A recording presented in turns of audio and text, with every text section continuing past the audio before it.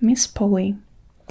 Miss Polly Harrington entered her kitchen a little hurriedly this June morning. Miss Polly did not usually make hurried movements. She especially prided herself on her repose of manner. But today she was hurrying, actually hurrying. Nancy, washing dishes at the sink, looked up in surprise. Nancy had been working in Miss Polly's kitchen only 2 months, but already she knew that her mistress did not usually hurry.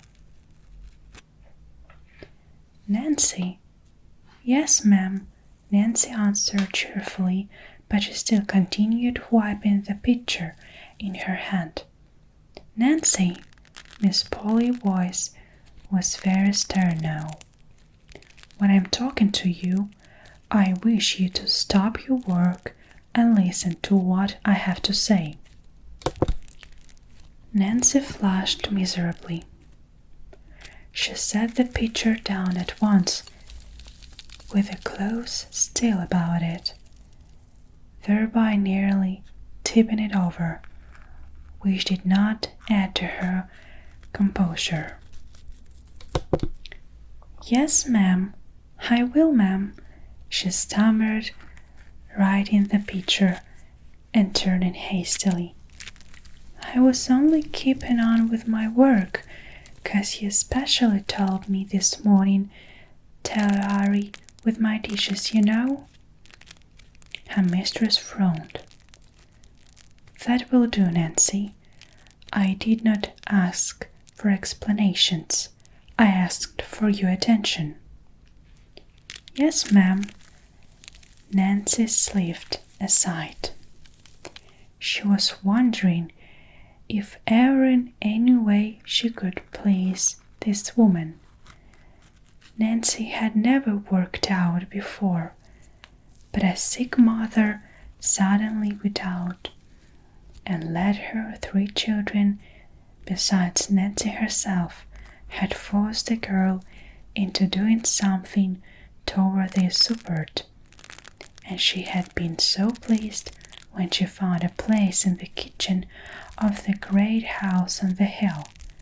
Nancy had come from the Corners, 6 miles away, and she knew Miss Polly Harrington only as the mistress of the old Harrington Homestead and one of the wealthiest residents of the town.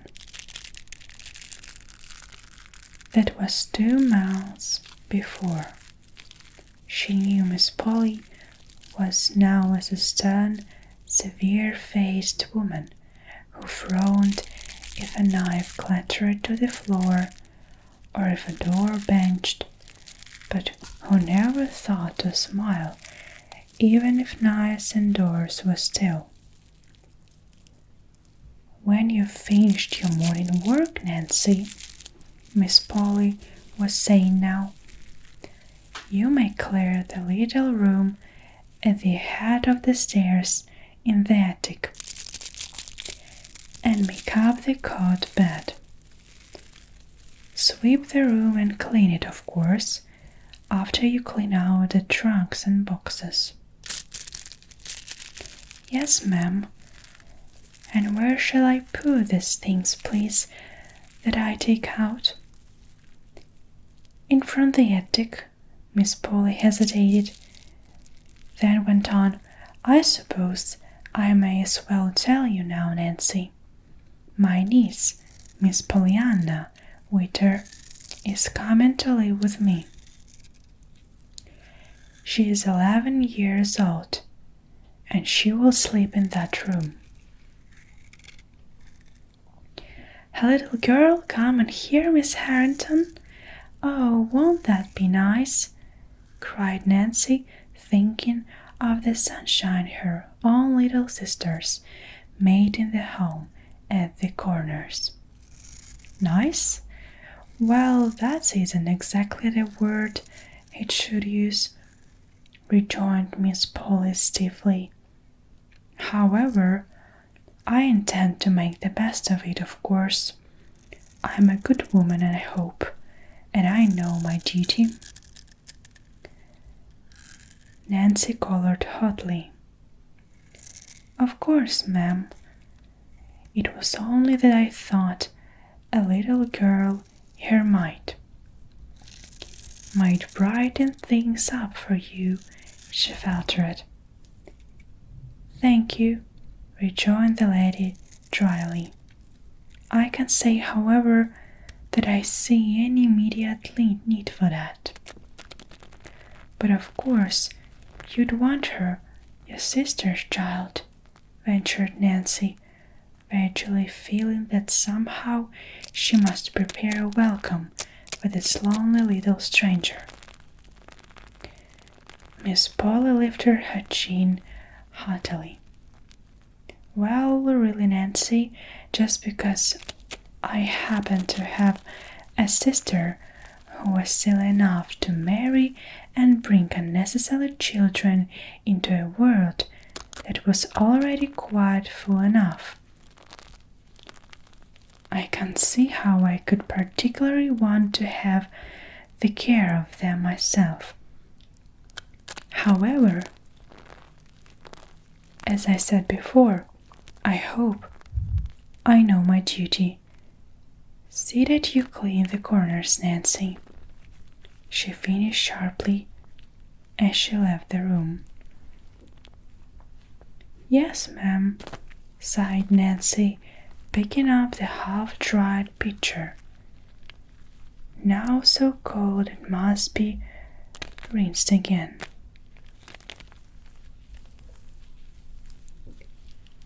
In her own room, Miss Polly took out one more the letter which she had received 2 days before from the faraway western town, and which had been so unpleasant a surprise to her. The letter was addressed to Miss Polly Harrington, Belwinsale, Vermont, and it read as follows. Dear Madame, I regret to inform you that the rude John Witter died 2 weeks ago, leaving one child, a girl 11 years old. He left practically nothing else save a new books, for as you doubtless know, he was the pastor of this small mission church, and had a very meager salary. I believe he was your deceased sister's husband, but he gave me to understand the families were not on the best of terms. He thought, however, that for your sister's sake you might wish to take the child and bring her up among her own people in the East. Hence I am writing to you. The little girl will be all ready to start by the time you get this letter, and you can take her. He would appreciate it very much if you would write that she might come at once, as there is a man and his wife, her who are going east very soon, and they would take her with them to Boston and put her on the Beldinsville train. Of course it would be notified the day and train to expect Pollyanna on. Hoping her favorably from you soon, I remain respectfully yours, Jeremiah O. White.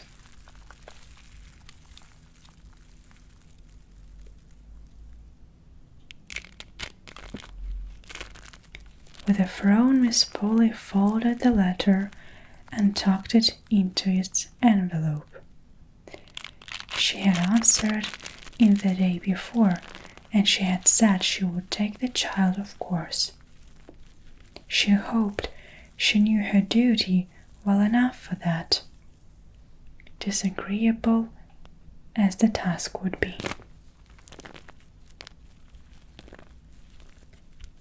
as she sat down,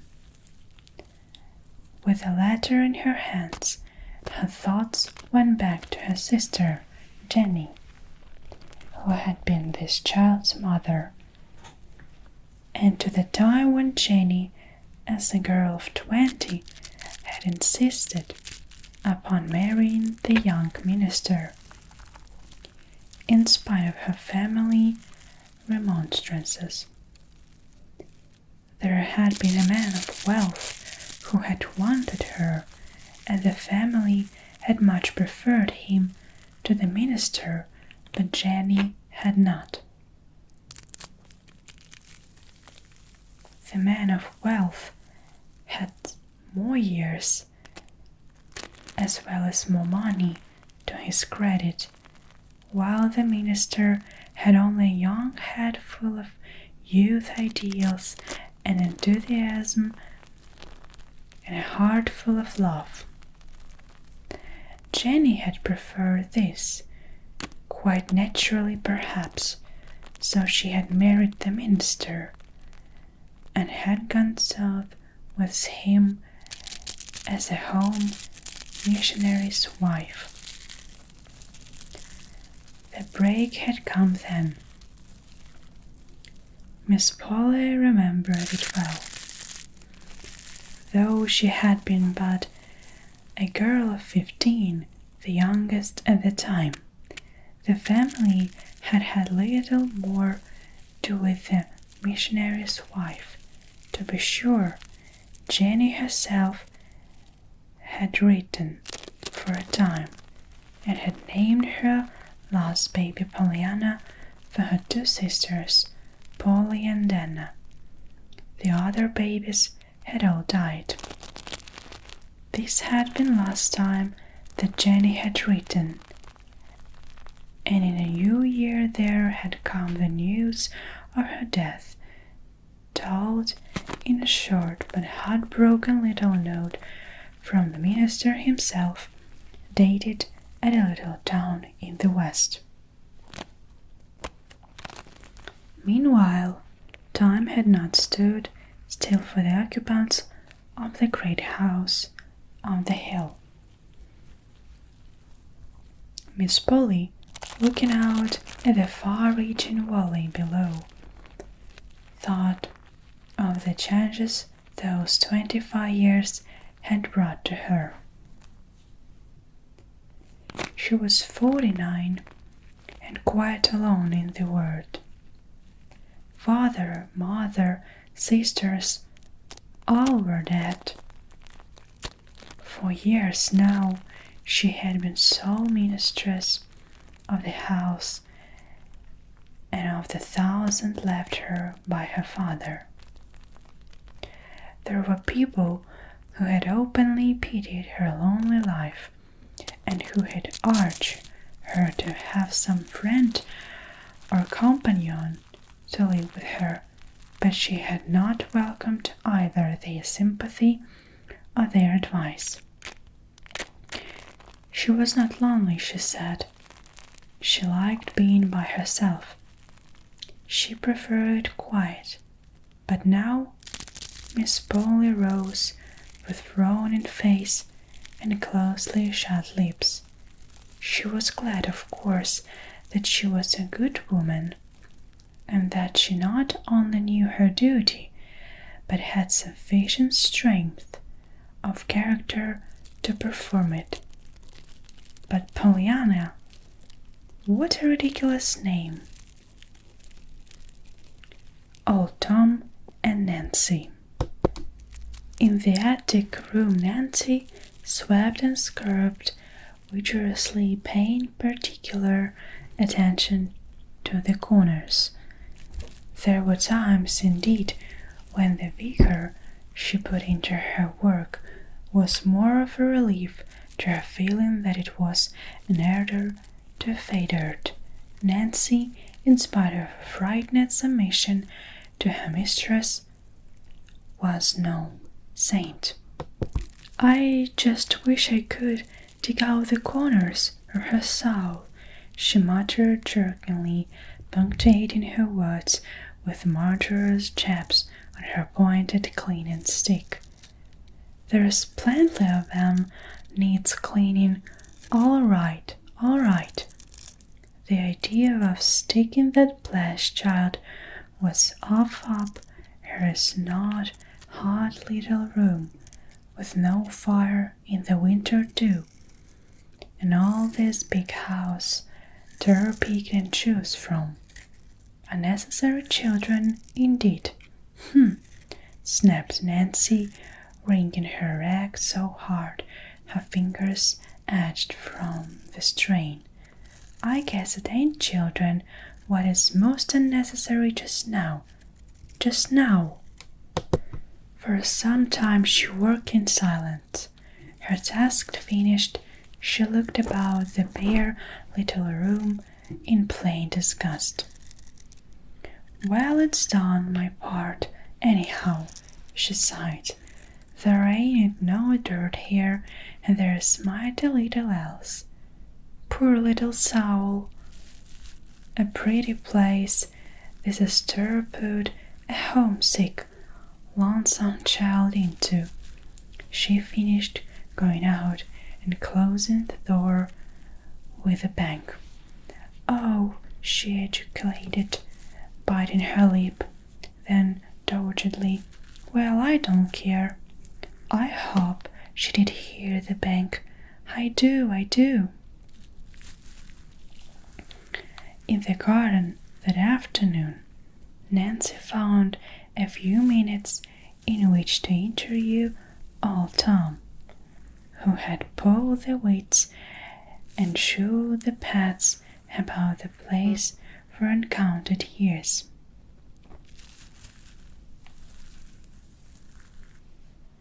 "Mr. Tom," began Nancy, throwing a quick glance over her shoulder to make sure she was unobserved. "Did you know a little girl was coming here to live with Miss Polly?" "A what?" demanded the old man, straightening his bent back with difficulty. "A little girl to live with Miss Polly." "Go on with your joking," scoffed unbelieving Tom. "Why don't you tell me what sun is going to in the east tomorrow?"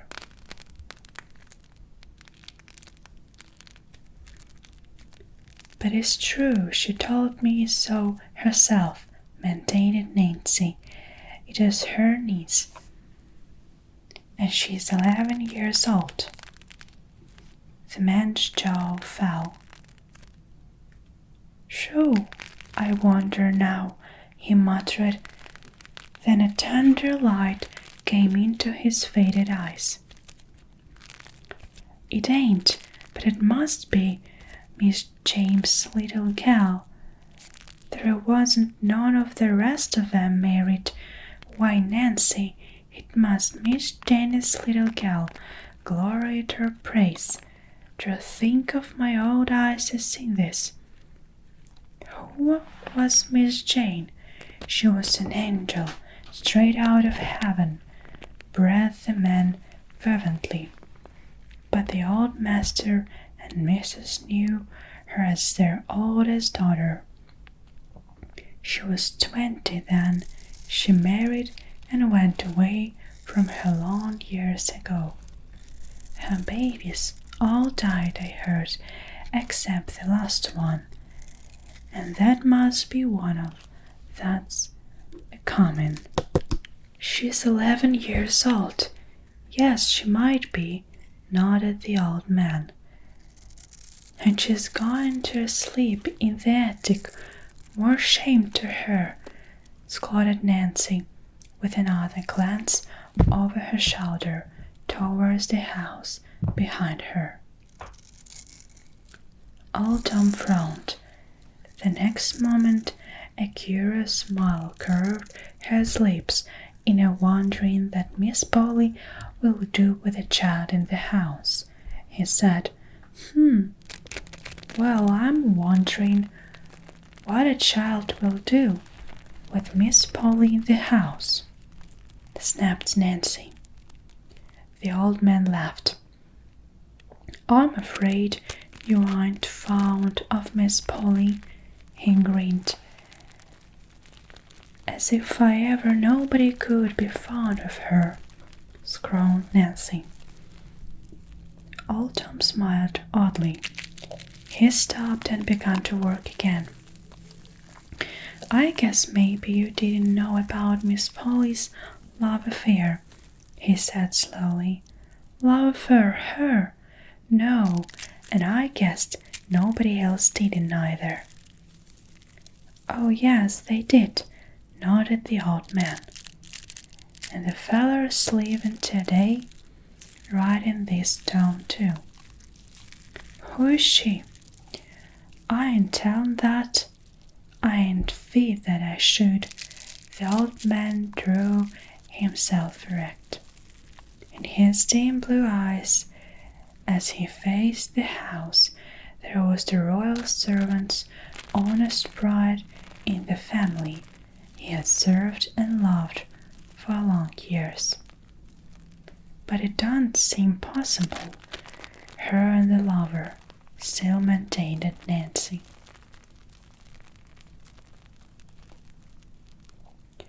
Old Tom shook his head. You didn't know Miss Polly as I did, he argued. She used to be real handsome, and she would be now if she'd let herself be. Handsome, Miss Polly? Yes, if she'd just let the tight hair of her out loose and careless like as it used to be, and wear the sort of bonnets with posies in 'em and the kind of dresses, all lace and white things you'd see she'd be handsome. Miss Polly ain't old, Nancy. Ain't she, though? Well, then she's got an awfully good imitation of it. She has, sniffed Nancy. Yes, I know.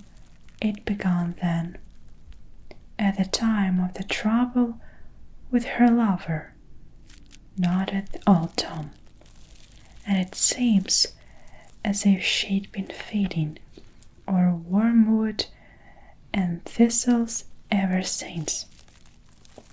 She's that bitter and pricky to deal with. I should say she was, declared Nancy indignantly. There's no place in her, nohow, no matter how you try. I wouldn't stay if 'twant for the wages, and the folks at home what needin' 'em. But someday, I shall just bite over, and then I do, of course, it will be goodbye Nancy for me. It will. Old Tom shook his head. I know, I felt it. It's neutral, but 'tain't best, child. 'Tain't best. Take my word for it. 'Tain't best. And again he bent his old head to the work before him. Nancy, called a sharp voice. Yes, ma'am, stammered Nancy, and hurried toward the house. The coming of Pollyanna. In due time came the telegram announcing that Pollyanna would arrive in Beldenville the next day, the 25th of June, at 4 o'clock. Miss Polly read the telegram, frowned, then climbed the stairs to the attic room. She still frowned as she shook about her.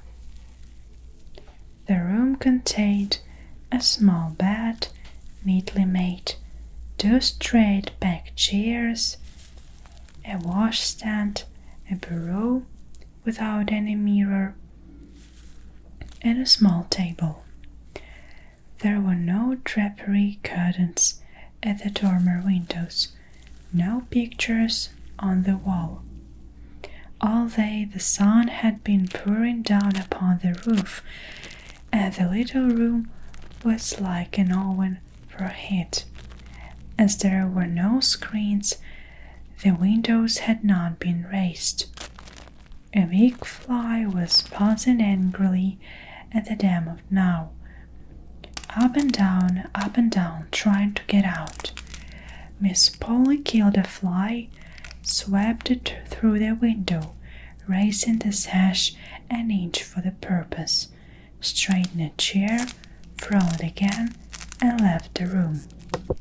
"Nancy," she said a few minutes later, at the kitchen door, "I found a fly upstairs in Miss Pollyanna's room. The window must have been raised at some time.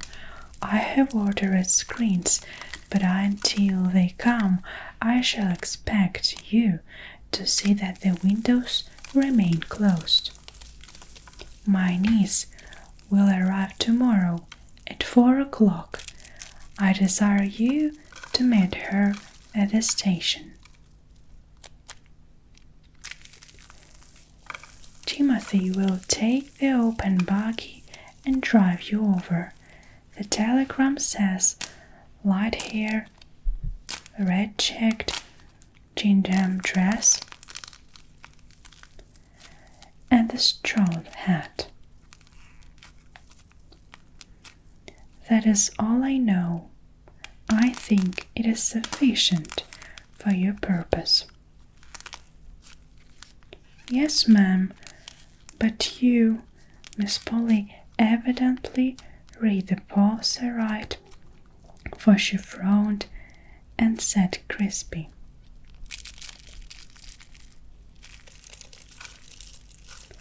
"No, I shall not go.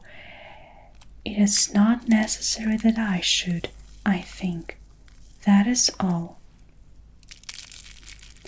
And she turned away. Miss Polly's arrangements for the comfort of her niece Pollyanna were completed.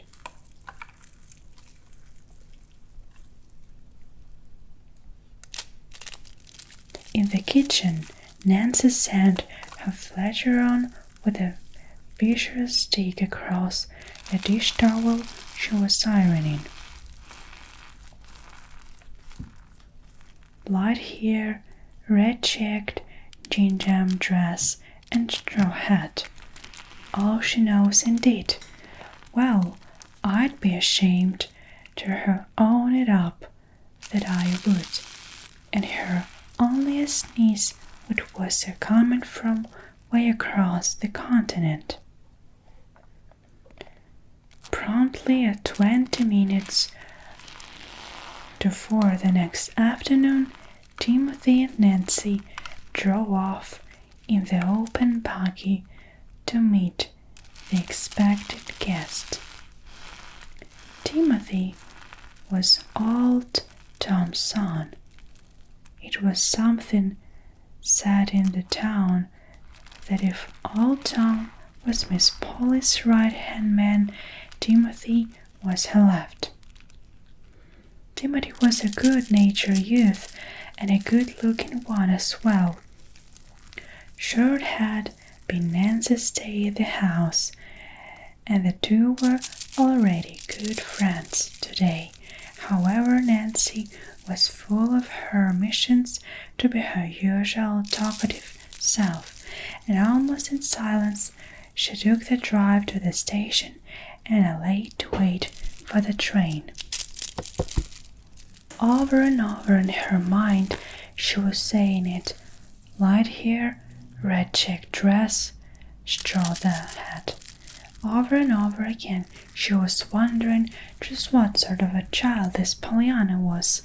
Anyway, I hope for her sake she is quiet and sensible, and don't drop knives nor bang doors. she sighed to Timothy, who had sauntered up to her. "Well, if she ain't, nobody knows that'll come of the rest of us," grinned Timothy. "Imagine Miss Polly and the noisy kid. Gory, there goes the whistle now." "Oh, Timothy, I think it was mean to send me," chattered the suddenly frightened Nancy, as they turned and hurried to a point where she could best watch the passengers alight at the little station. It was not long before Nancy saw her, the slender little girl in red checked gingham with two fat braids of flaxen hair hanging down her back.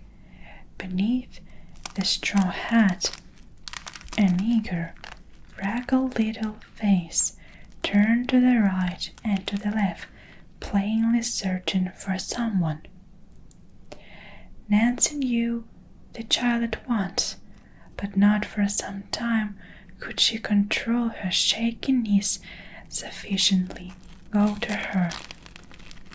The little girl was standing quiet by herself when Nancy finally did approach her.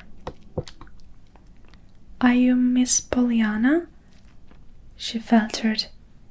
The next moment she found herself half smothered in the clasp of two gingham-clad arms. "Oh, I'm so glad to see you," cried the eager voice in her ear. "Of course I'm Pollyanna, and I'm so glad you came to meet me. I hoped you would." You did?"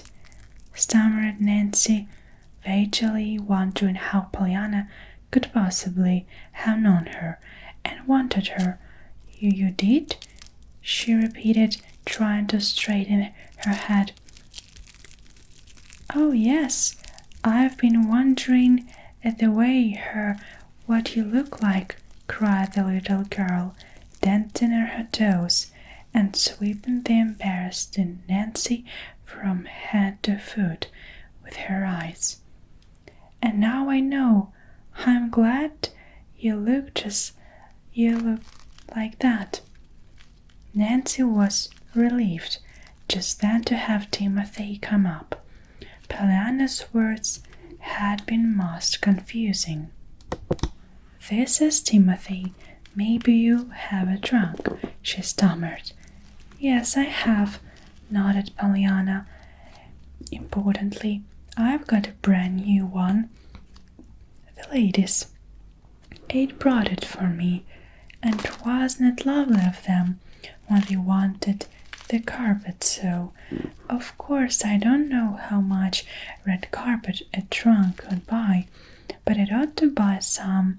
Anyhow, much is half an aisle, don't you think? I've got a little thing here in my bag that Mr. Gray said was a check. Then I must give it to you before I could get my trunk. Mr. Gray is Mrs. Gray's husband. They're cousins of Deacon Carey's wife. I came east with them, and they're lovely. And there it is," she finished, producing the check after much fumbling in the bag she carried. Nancy drew a long breath. Instinctively she felt that someone had to draw one after that speech. Then she stole a glance at Timothy. Timothy's eyes were steadfastly turned away. The three were off at last, with Pollyanna's trunk in behind, and Pollyanna herself snugly ensconced between Nancy and Timothy. During the whole process of getting started, the little girl had kept an uninterrupted stream of comments and questions until the somewhat dazed Nancy found herself quite out of breath trying to keep up with her. "There, isn't it lovely? It is far. I hope 'tis. I love to ride," sighed Pollyanna, as the wheels began to turn. "Of course, it isn't far. I shan't mind though, 'cause I'll be glad to get there all the sooner, you know. That a pretty street. I knew that's going to be pretty. Father told me." She stopped with a little choking breath. Nancy, looking at her apprehensively, saw that her smiled chin was quivering and her eyes were full of tears. In a moment, however, she hurried on, with a braid lifting on her head. "Father told me about it," he remembered, "and I ought to have explained before. Mrs. Gray told me too at once about this red gingham dress, you know, and why I'm not in black. She said you'd think that was queer, but there weren't any black things in the last missionary barrier. Only a lady's velvet basque, which Deacon Kerr's wife said wasn't suitable for me at all. Besides, it had white spots, worn, you know, on both elbows, and some other places. Part of the ladies' aid wanted to buy me a black dress and hat, but the other part, through the money, ought to go toward the red carpet they are trying to get for the church, you know. Mr. White said maybe it was just as well anyway, for she didn't like children in black. That is, I mean, she liked the children, of course, but not the black part." Pollyanna paused for breath, and Nancy managed to stammer, "Well, I'm sure it will be all right. I'm glad you feel that way." "I do too," nodded Pollyanna, again with a choking little breath. "Of course, that'd have been a good deal harder to be clad in black." "Glad?" gasped Nancy, surprised into interruption. "Yes, that Father gone to heaven to be with Mother, and the rest of us, you know. He said I must be glad. But it's been pretty hard to do it, even in Red Tin Man, because I wanted him so. I couldn't help feeling I ought to have him, especially as Mother and the rest have got all the angels, while I didn't have anybody but the ladies' aid. But now I'm sure it will be easier because I've got you, Aunt Polly. I'm so glad I've got you." Nancy's aching sympathy for the poor little forlornness beside her turned suddenly into shocked terror. "Oh, but you've made an awful mistake, dear," she faltered. "I'm only Nancy. I ain't your Aunt Polly at all." You aren't?" stammered the little girl in plain dismay. "No, I'm only Nancy. I never thought of taking me for her. We ain't a bit alike, we ain't." Timothy chuckled softly, but Nancy was too disturbed to answer. The merry flash from his eyes. "But who are you?" questioned Pollyanna. "You don't look a bit like a lady's aider." Timothy laughed outright this time. "I'm Nancy, hired girl. I do all the work except the washing and hard ironing. Miss Durden does that." "But there's an Aunt Polly?" demanded the child anxiously. "You bet your life there is," cut in Timothy. Pollyanna relaxed visibly. "Oh, that's all right then." There was a moment's silence. Then she went on brightly.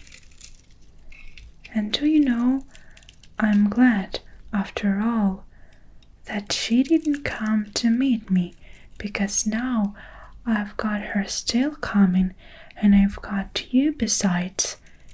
Nancy flushed. Timothy turned her with guzzled smile. "I call that pretty slick compliment," he said. "Why don't you thank the little lady?" "I was thinking about Miss Polly," faltered Nancy. Pollyanna sighed contentedly. "I was too. I'm so interested in her. You know, she's the aunt I've got, and I didn't know I'd her for ever so long. Then Father told me. He said she lived in a lovely great big house, way on top of a hill." "She does. You can see it now," said Nancy. "It's that big white one with the green blinds, way ahead." "Oh, how pretty!" "And that a lot of trees and grass all around it." "I never saw such a lot of green grass seem so all at once. Is my Aunt Polly rich, Nancy?" "Yes, miss." "I'm so glad. It must be perfectly lovely to have lots of money. I never knew anyone that did have only the whites. There's some rich. They have carpets in every room and ice cream sundaes." "Does Aunt Polly have ice cream sundaes?" Nancy shook her head. Her lips twitched. She threw a merry look into Timothy's eyes. "No, miss, your aunt don't like ice cream, I guess.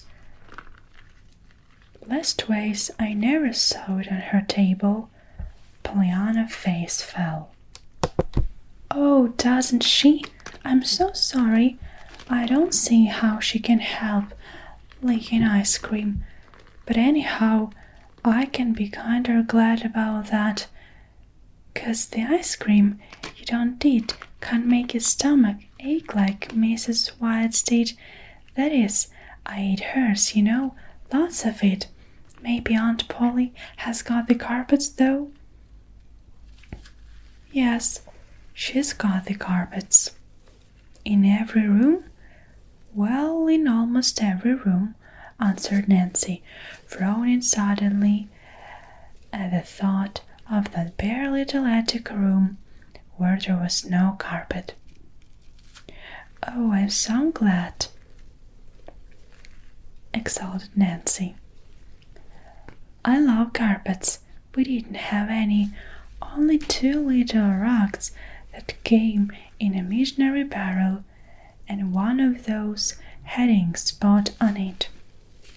Mrs. White had pictures too, perfectly beautiful ones, of roses and little girls kneeling, and a kitty and some lambs and a lion.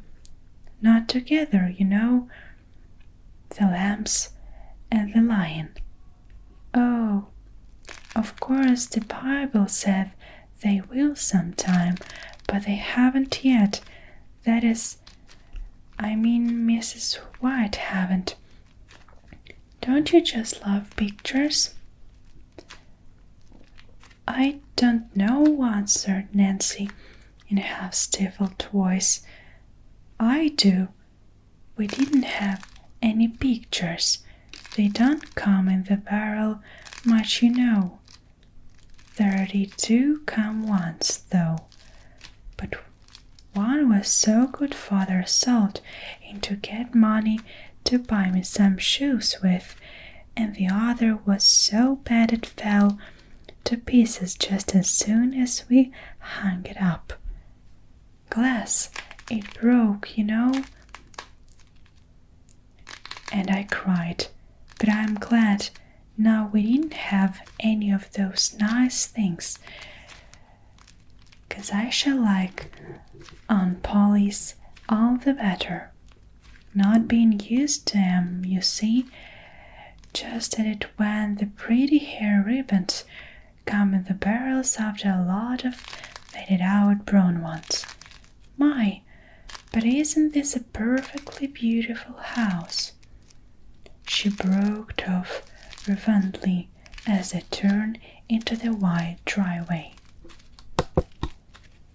It was when Timothy was unloading the trunk that Nancy found an opportunity to mutter low in his ear. "Don't you never say nothing. Tell me again about leaving, Timothy Durden. You couldn't hire me to leave." "Leave? I should say not," grinned the youth. "You couldn't drag me away. It'll be more fun here now with that kind around that moving picture shows every day." "Fun, fun," repeated Nancy indignantly. "I guess it will be something more than a fun for that blessed child when them two tries their life together, and I guess she'll be needing some rock to fly to for refuge. Well, I'm going to be that rock, Timothy. I am." She vowed, and she turned, led Pollyanna up the broad steps. The little attic room. Miss Polly Harrington did not rise to meet her niece. She looked up from her books, it is true, as Nancy and the little girl appeared in the sitting room doorway, and she held out a hand with duty written large on every coldly extended finger. "How do you do, Pollyanna?" She had no chance to say any more. Pollyanna had fairly flown across the room and flung herself into her aunt's scandalized, unaligned lap. "Oh, Aunt Polly, I don't know to be glad enough that you let me come to live with you," she was sobbing. "You don't know how perfectly lovely it is to have you and Nancy, and all this after you've just the lady said." "Very likely, though I've not had the pleasure of the ladies at Acquaintance," rejoined Miss Polly, stiffly trying to unclasp the small, cleaning fingers and turning frowning eyes on Nancy in the doorway. "Nancy, that will do. You may go. Pollyanna, be good enough, please, to stand erect in a proper manner. I don't know yet what you look like." "I suppose you don't, but you see I'm not very much to look at anyway, on account of the freckles. Oh, and I to explain about the red gingham and the black velvet basket with white spots on the elbows. I told Nasty how father sat." "Yes, well, never mind what your father said," interrupted Miss Polly crisply. "You had a trunk, I presume?" "Oh, yes, indeed, Aunt Polly. I've got a beautiful trunk that the ladies' aunt gave me. I haven't got very much in it. On my own, I mean."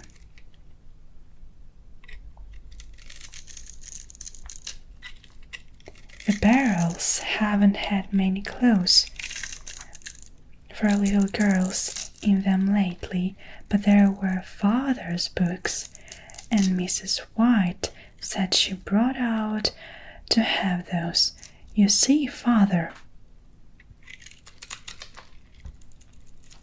Pollyanna interrupted her aunt again, sharply. There's one thing that might just as well be understood right away at once, and this is I do not care to have you keep talking of your father to me. The little girl drew her breath tremendously. Why, Aunt Polly, you mean— She hesitated, and her aunt filled the pause. We will go upstairs to your room. You trunk it already there, I presume. I told Timothy to take it up, if you had one. You may follow me, Pollyanna. Without speaking, Pollyanna turned and followed her aunt from the room. Her eyes were brimming with tears, but her chin was bravely high. After all, I reckon I'm glad that doesn't want me to talk about Father. Pollyanna was thinking, it'll be easier, maybe, if I don't talk about him. Probably, anyhow, that it was why she told me not to talk about him. And Pollyanna, convinced anew of her aunt's kindness, blinked off the tears and looked eagerly about her. She was on the stairway now, just ahead. Her own black silk skirt rustled luxuriously. Behind her an open door allowed a glimpse of soft-tightened rugs and satin-covered chairs. Beneath her feet a marvelous carpet was like green moss to the tread. On very side the gilt of picture frames, on the glint of sunlight through the filmy mass of lace curtains, flashed in her eyes. Oh, Aunt Polly, breathed the little girl rapturously. What a perfect, lovely house! How awfully glad you must be you're so rich. Pollyanna, ejaculated her aunt, turning sharply about as she reached the head of the stairs. I'm surprised at you making a speech like that to me. Why, Aunt Polly, aren't you? Queried Pollyanna in frank wonder. Certainly not, Pollyanna.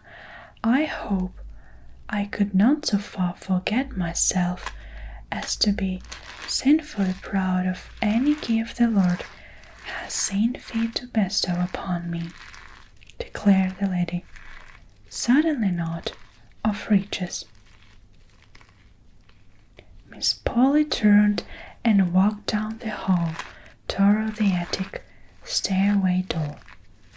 She was glad now that she had put the child in the attic room. Her idea was first had been to get her nice as far away as possible from herself, at the same time place her where her childish heedlessness would not destroy valuable furnishings.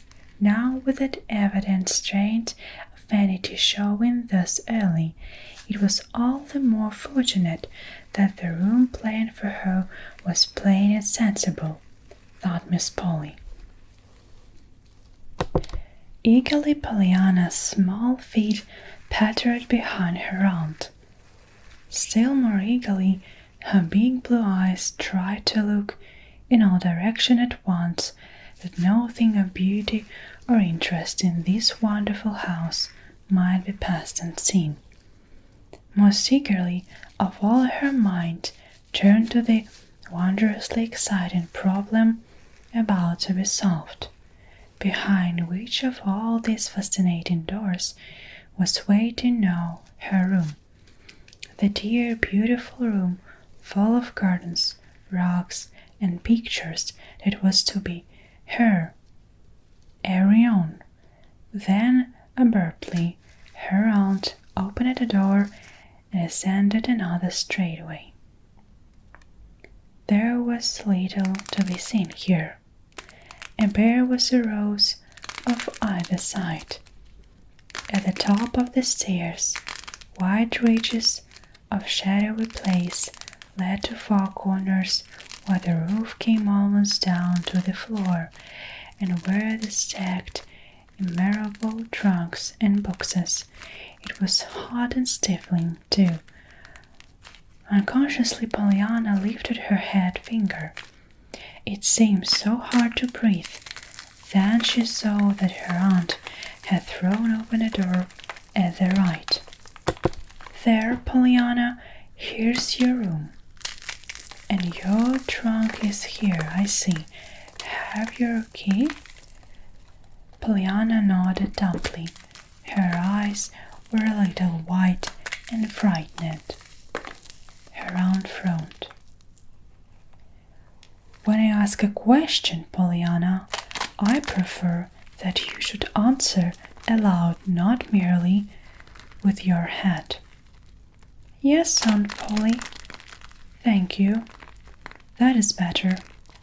I believe you have everything that you need here, she added, glancing at the well-filled towel, rag, and water pitcher. I will send Nancy up to help you unpack. Supper, it is at 6 o'clock, she finished.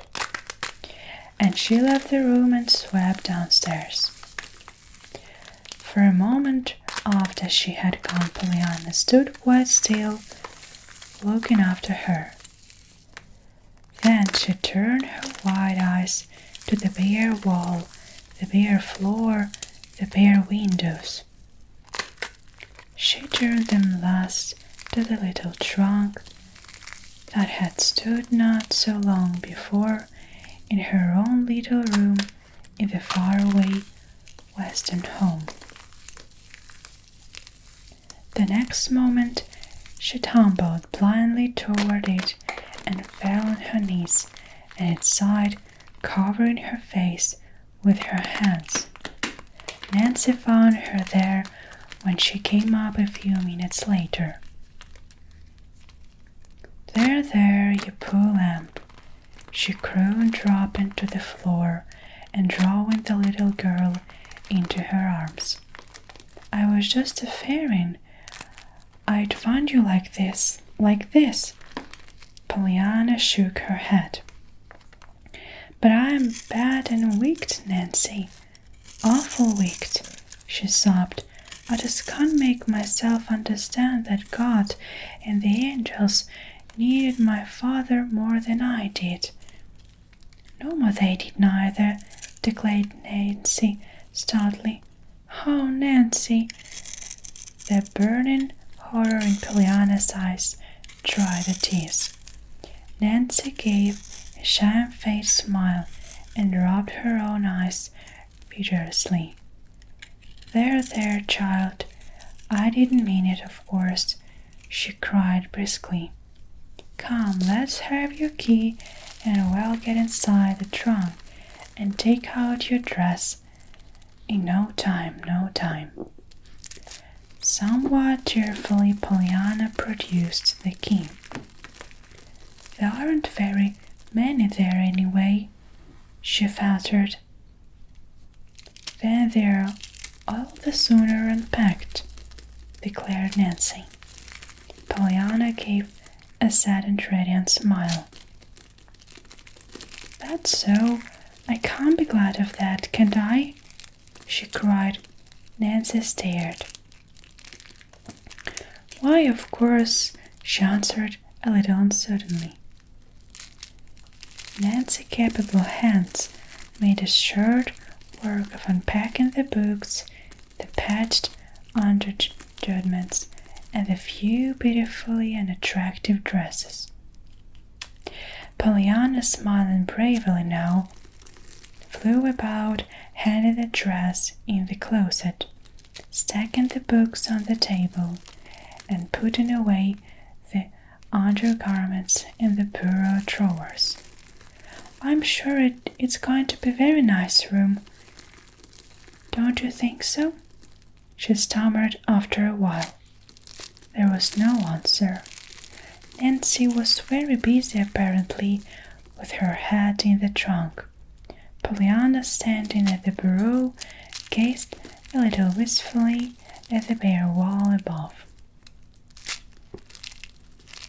And I can be glad there's isn't any looking glass here too, 'cause where there isn't any glass, I can see my freckles. Nancy made a sudden curl little sound with her mouth. But when Pollyanna turned her head was the trunk again, and the other windows. A few minutes later, Pollyanna gave a glad cry and clapped her hands joyously. "Oh, Nancy, I hadn't seen this before," she breathed. "Look, way up there, with those trees and the houses, and that lovely church spire, and the river shining just like silver. Why, Nancy, where doesn't anybody need any pictures with us to look at? Oh, I'm so glad now she let me have this room." To Pollyanna's surprise and dismay, Nancy burst into tears. Pollyanna hurriedly crossed her side. "Why, Nancy, what is it?" she cried. Then fearfully, "That wasn't your room, was it?" "My room," stormed Nancy, hardly choking back the tears.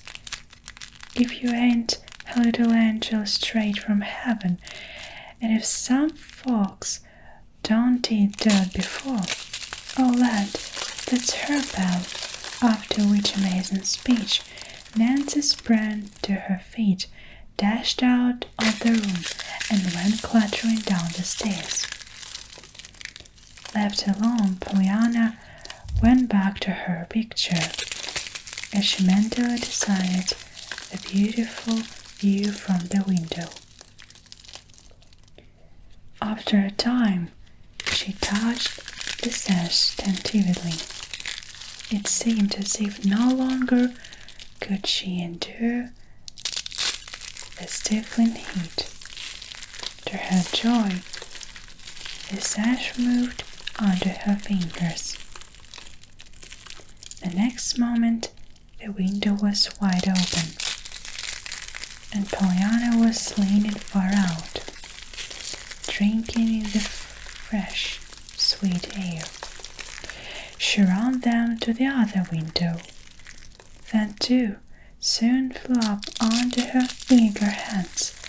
A big fly swept past her nose and buzzed noisily about the room.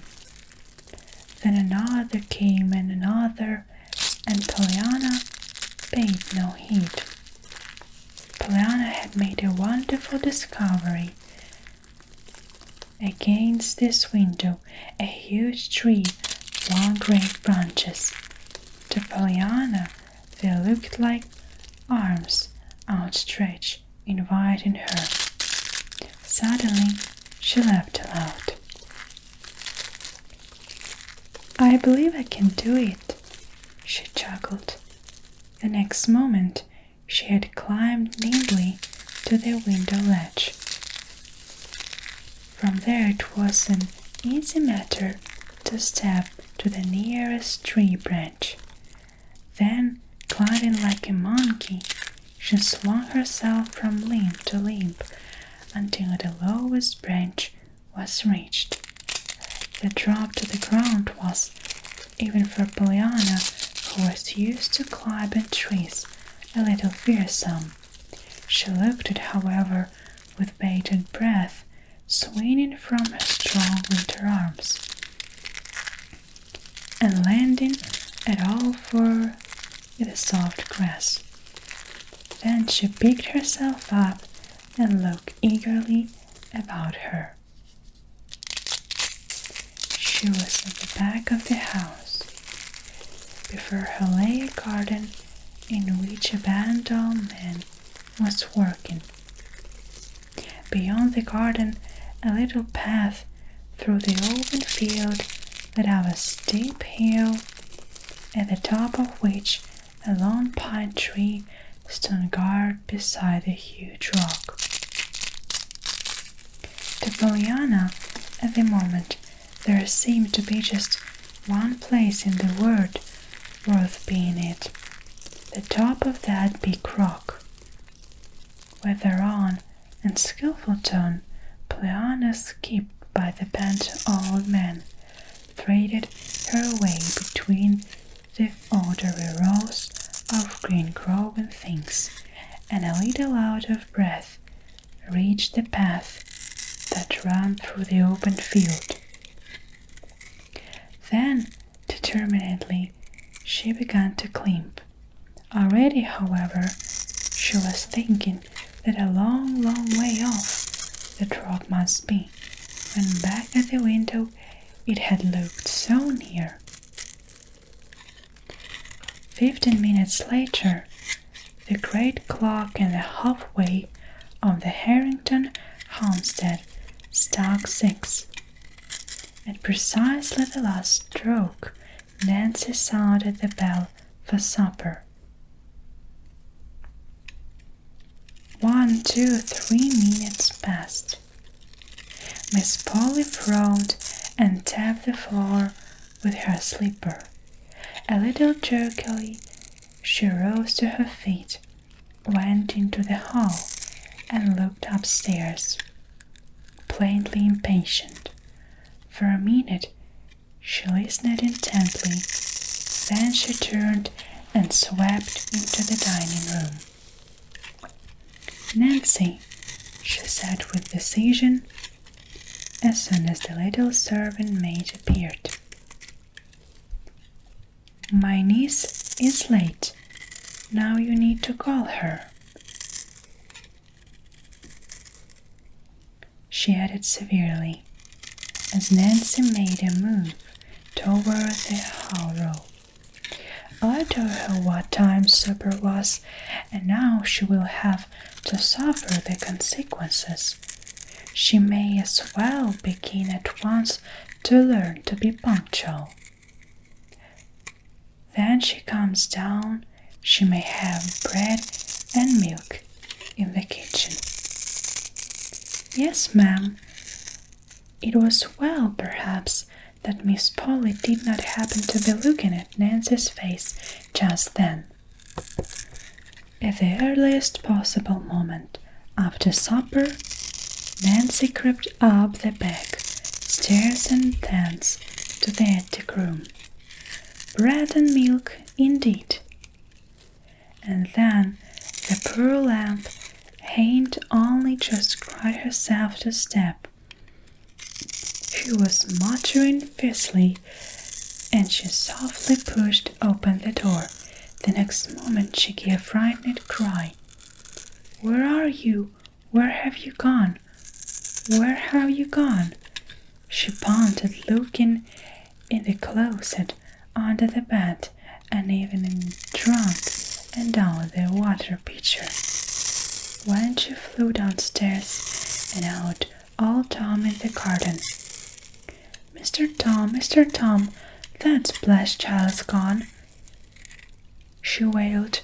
"She's vanished right up into heaven, where she came from, poor lamb. And me told her give her bread and milk in the kitchen. Her was eating angel through this minute. I'll warrant. The old man straightening up. "Gone? Heaven?" he repeated stupidly, unconsciously sweeping the brilliant sunset sky with his gaze. He stopped, stared a moment intently, then turned with a slow grin.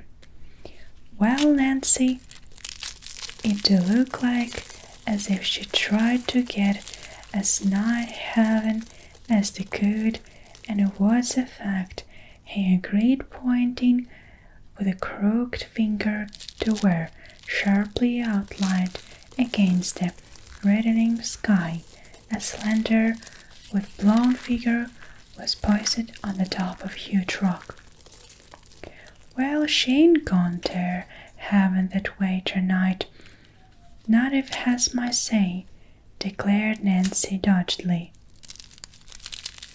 "If the mistress asks, tell her I ain't forgetting the dishes, but I gone on a stroll, the flawn back over the shoulder," and she spent over the path and left for the open field. The game. "For the land's sake, Miss Pollyanna, what a scare did you give me?" panted Nancy, hurrying up to the big rock down which Pollyanna had just regretfully slid. "Scare?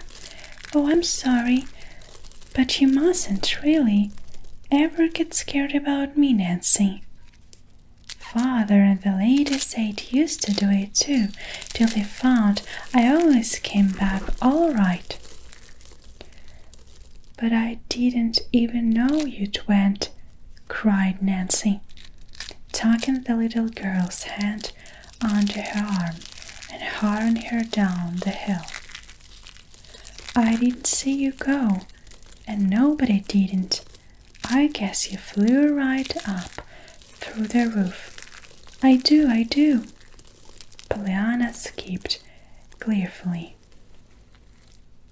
"I did most only flew down instead of up. I came down the 3. Nancy stopped short. "You did what?" "Came down the tree outside my window." "My stars and stockings," gasped Nancy, hurrying on again. "I'd like to know what her aunt would say to that. Would you?" "Well, I'll tell her then, so you can find out," promised the little girl cheerfully. "Mercy," gasped Nancy. "No, no, why don't mean she'd care," cried Pollyanna, plainly disturbed. "No, yes, well, never mind. I ain't so very particular about knowing that he'd say truly," stammered Nancy, determined to keep one scrawling from Pollyanna, if nothing more. "But say, we better hurry.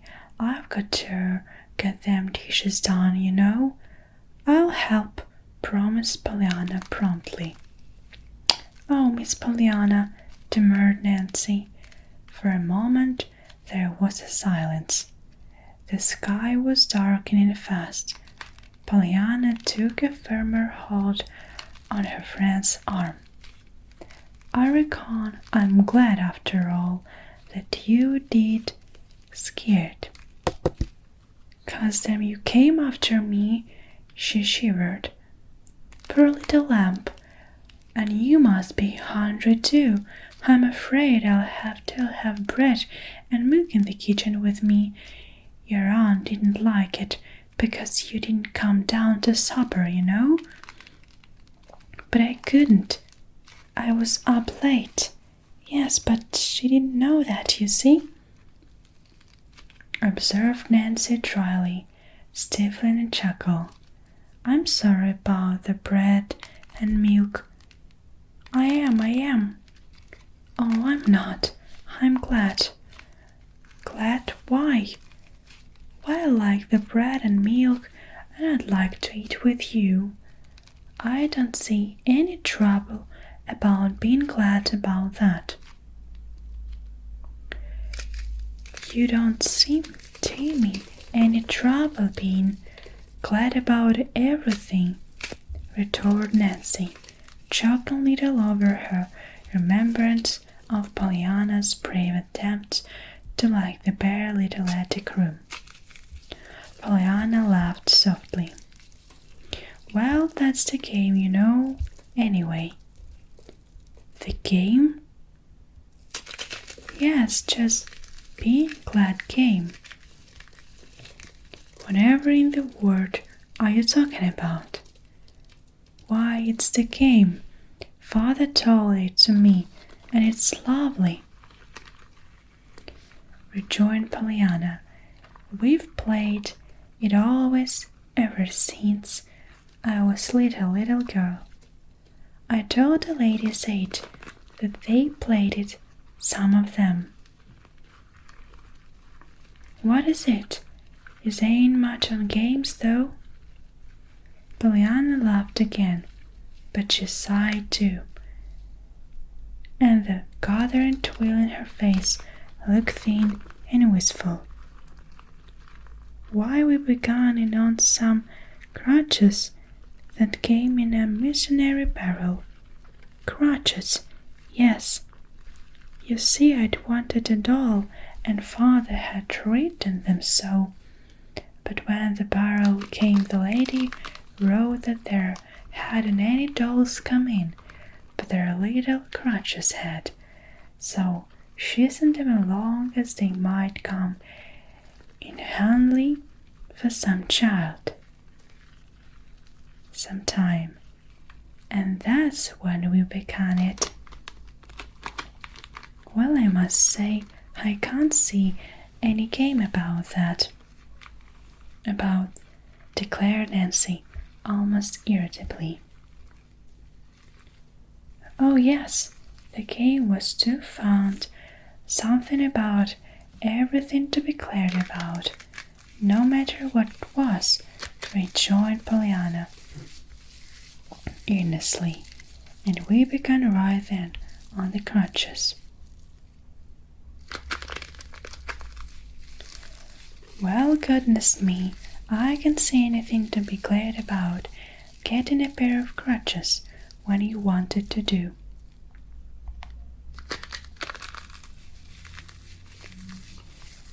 Pollyanna clapped her hands.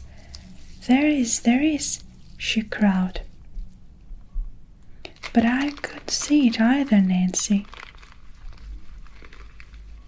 At first, she added with a quick honesty, Father had to tell it to me. Well then, suppose you tell me, Nancy. Almost snapped.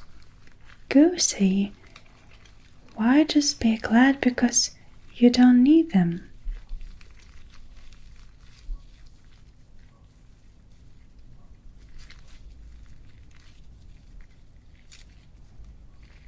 Oh, but isn't cure, it's lovely, maintained Pollyanna enthusiastically, and we've played it ever since. And the harder it is, the more fun it is to get 'em out. Only sometimes it almost too hard. Like when your father goes to heaven, and there isn't anybody but ladies eight left. Yes, or when you're put in a sleepy little room.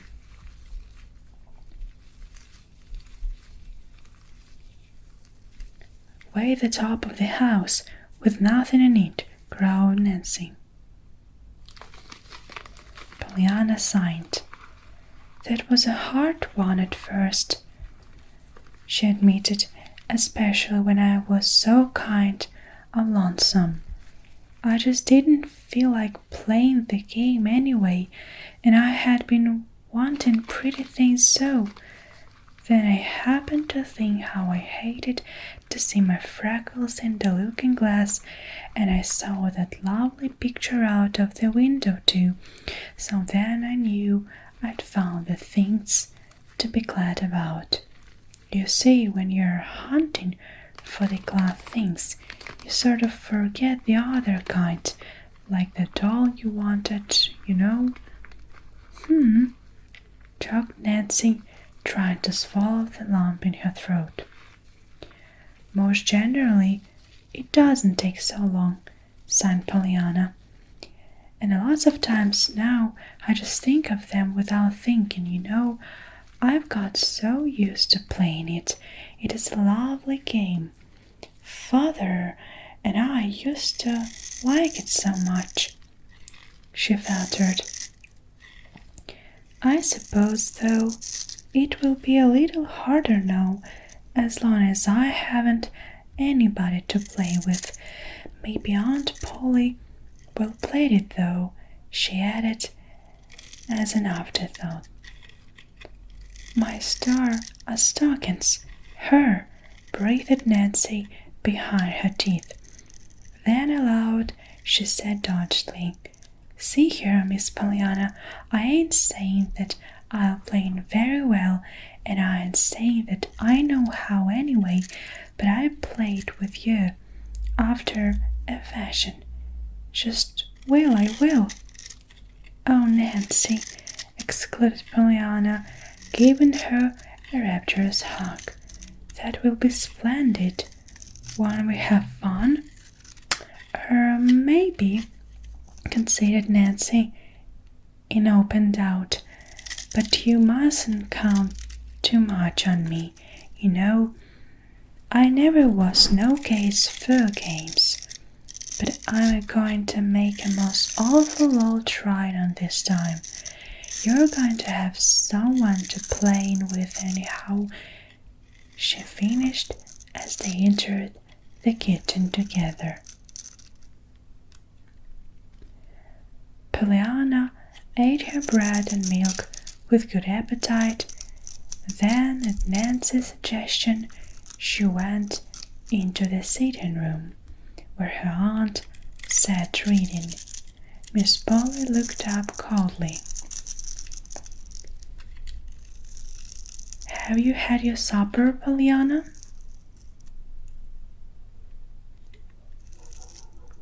"Yes, Aunt Polly.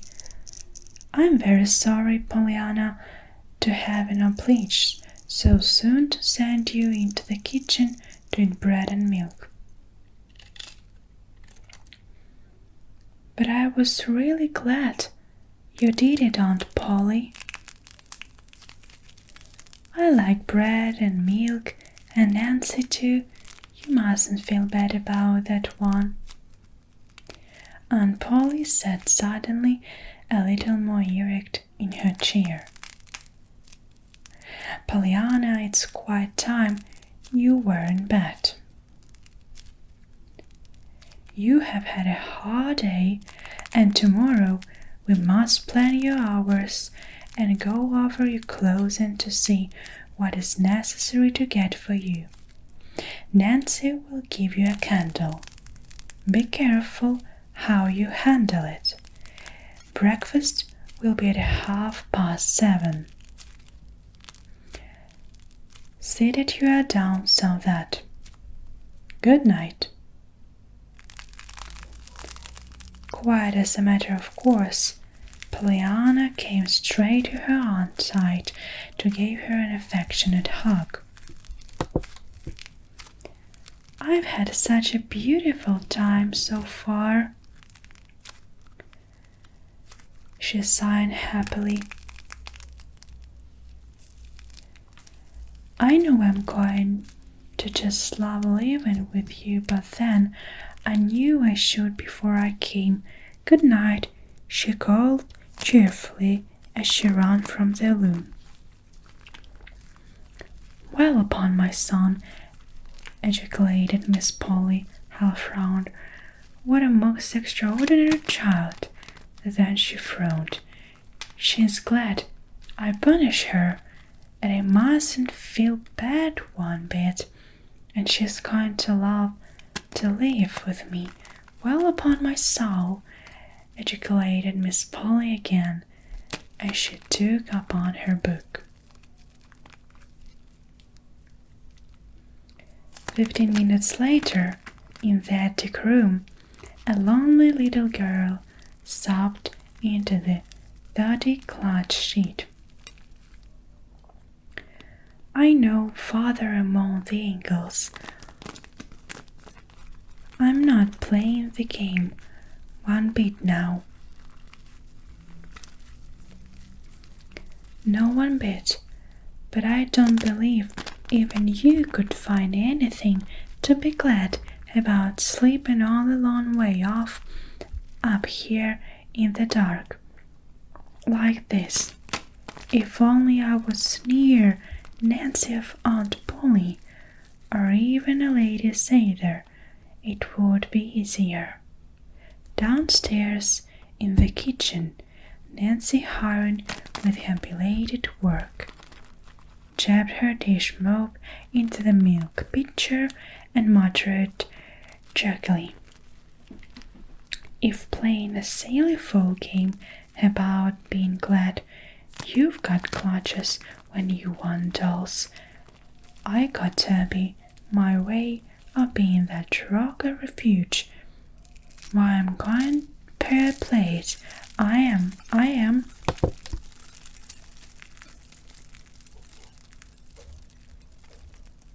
A question of duty.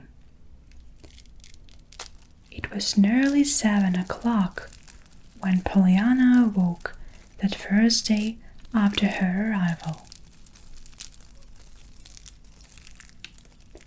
Her windows faced the south and the west, so she could not see the sun yet, but she could feel the hazy blue of the morning sky, and she knew that the day promised to be a fair one.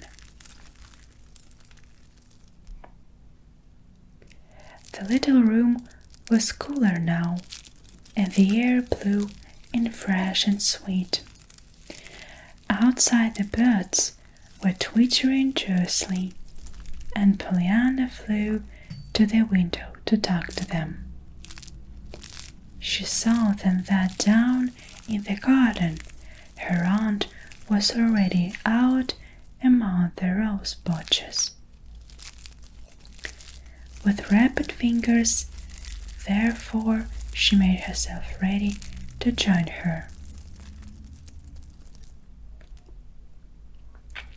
Down the attic stairs sped Pollyanna, leaving both doors wide open.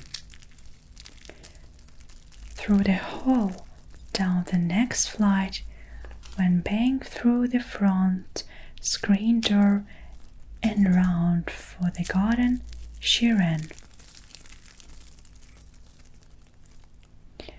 Aunt Polly, with a bent old man, was leaning over a rose bush when Pollyanna, gulging with delight, flung herself upon her. "Oh, Aunt Polly, I reckon I'm glad this morning just to be alive."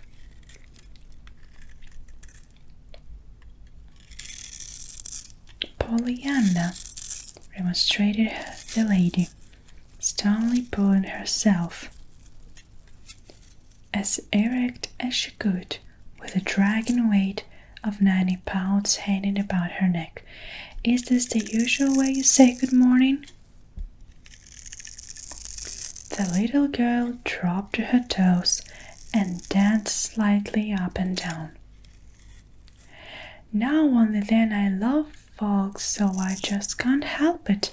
I saw you from my window, Aunt Polly, and I got to thinking how you weren't a lady sailor, and you were my really truly aunt, and you looked so good I just had to come down and hug you."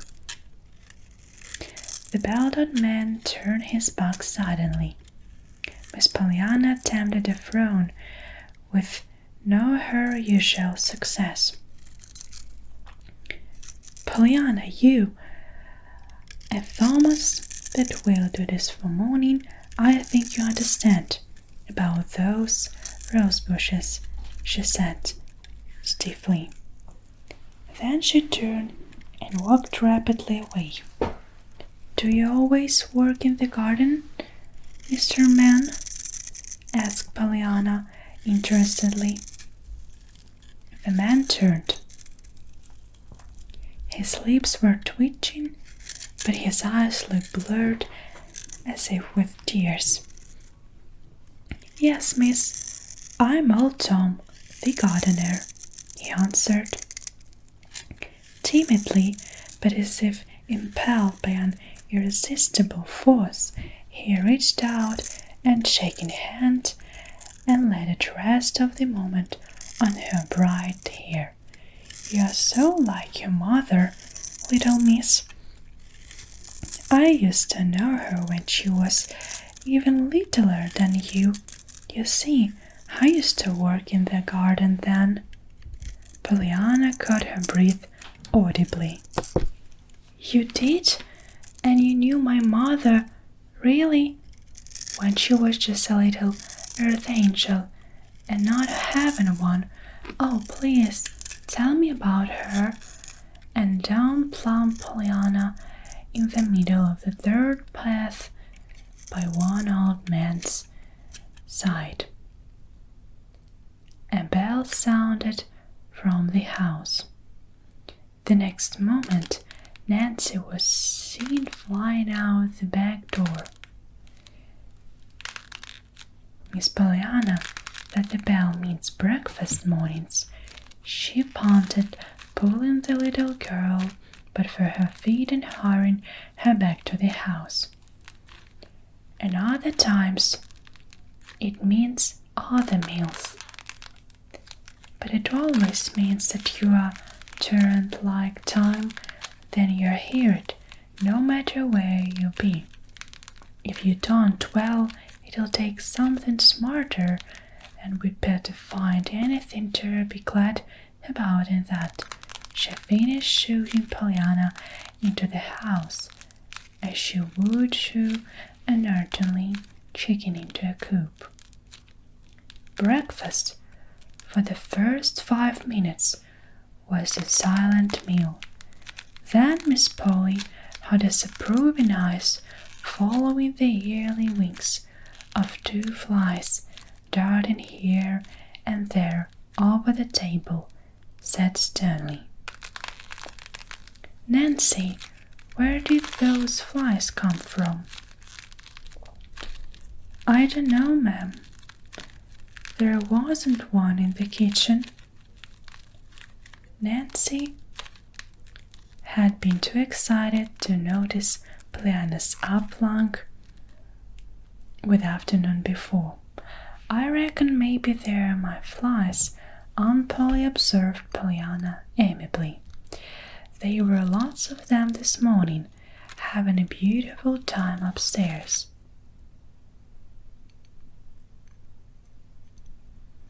Nancy left the room precipitately, threw to the hat to carry out of the muffins she had just brought in.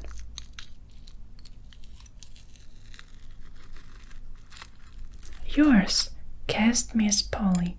"What do you mean? Where did they come from?" "Why, Aunt Polly, they came from out of doors, of course, through the windows. I saw some of them come in." "You saw them? You mean you raised those windows without any screen?" "Why, yes, they weren't any screens, were they, Aunt?"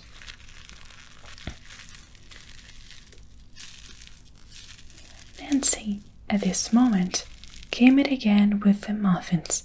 Her face was grave, but very red. "Nancy," directed her mistress sharply, "you may see the muffins down and go at once to Miss Pollyanna's room and shut the windows. Shut the doors also. Later, when your morning work is done, go through every room with a spatter. See that you make a thorough search." To her niece, she said,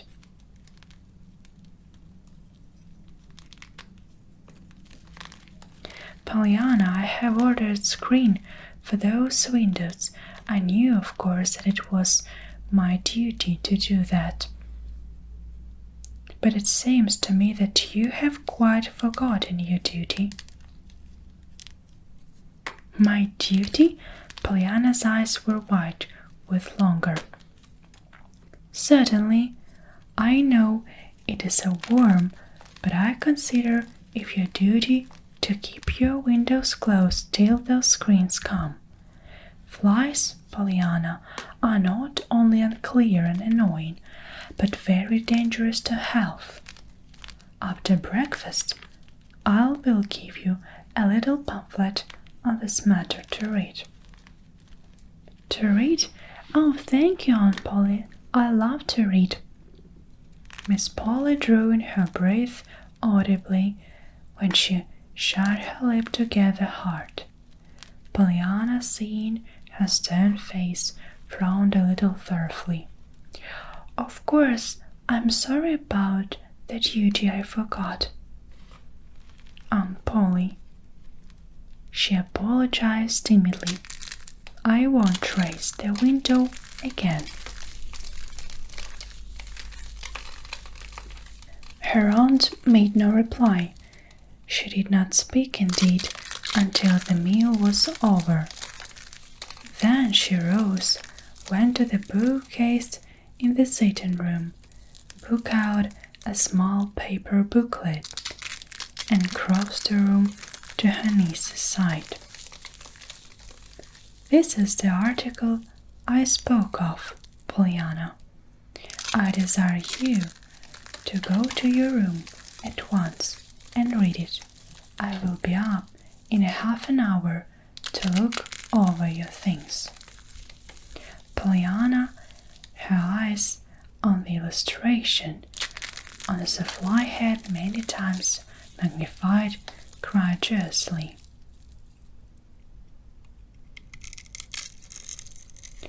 Oh, thank you, Aunt Polly. The next moment she skipped merrily from the room, banging the door behind her. Miss Polly frowned, hesitated, then crossed the room majestically and opened the door. But Pollyanna was already out of sight, clattering up to the attic stairs.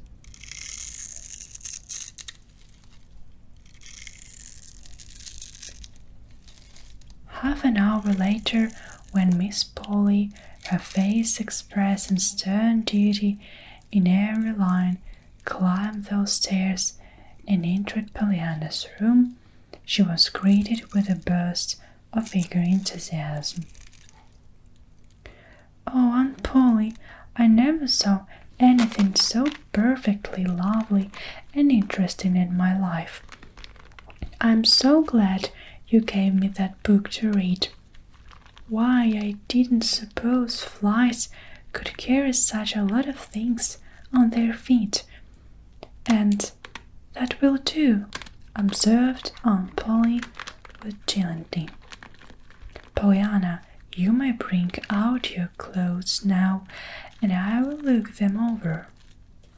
What are not suitable for you, I shall give to the servants, of course.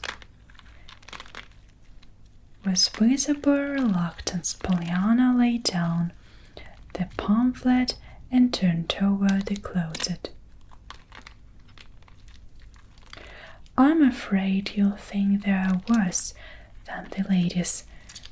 I did, and they said they were shameful, she sighed, but there were mostly things for boys and older works in the last 2 or 3 barrels. And did you ever have a missionary barrel, Aunt Polly? And her aunt looking choking her, Pollyanna corrected herself at once. Why, no, of course you didn't, Polly. She hurried on with a hot blush. I forgot. Rich folks never have to have them. But you see, sometimes I kind of forgot that you are rich up here in this room, you know.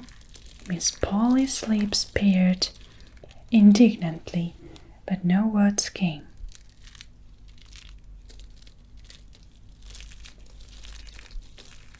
Pollyanna, plainly unaware that she had said anything in the least unpleasant, was hurrying on.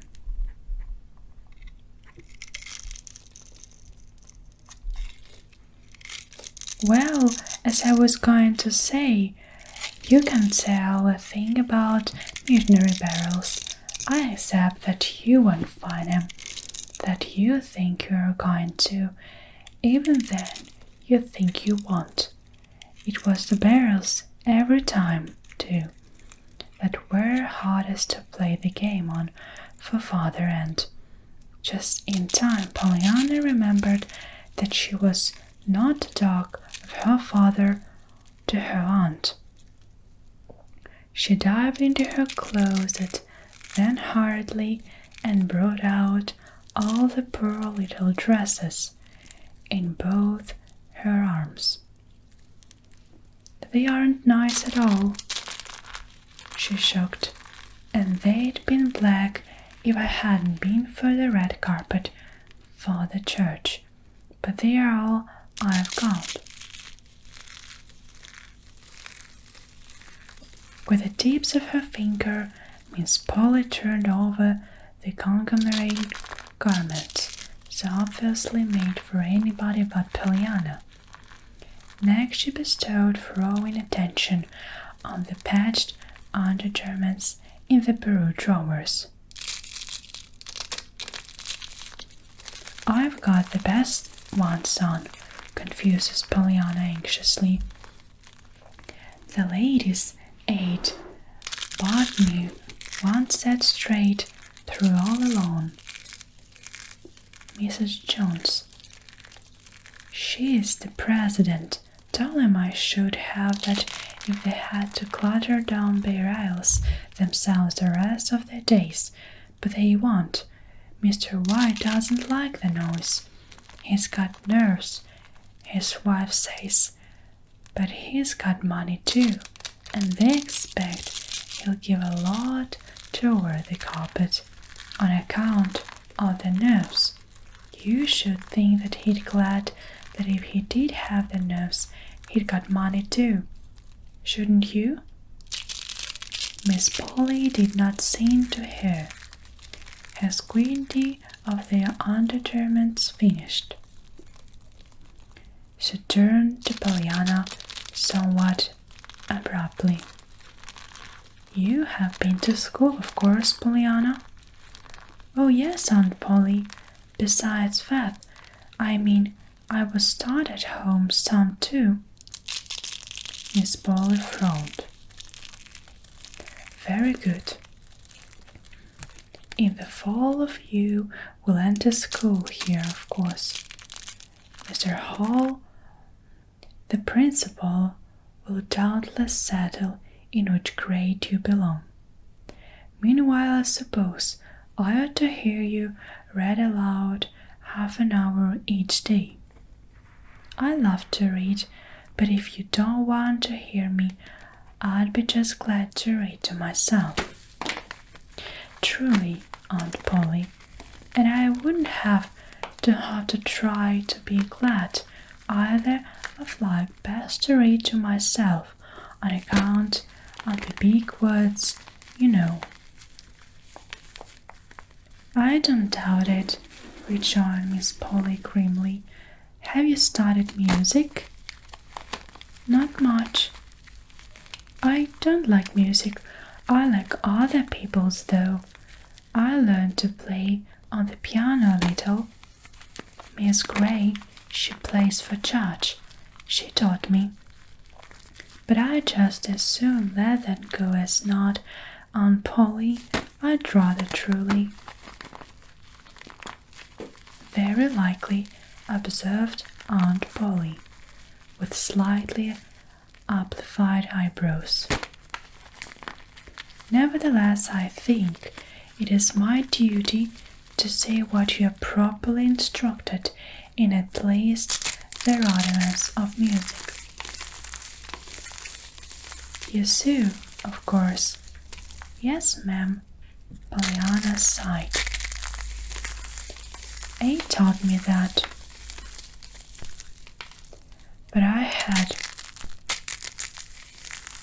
an awful time.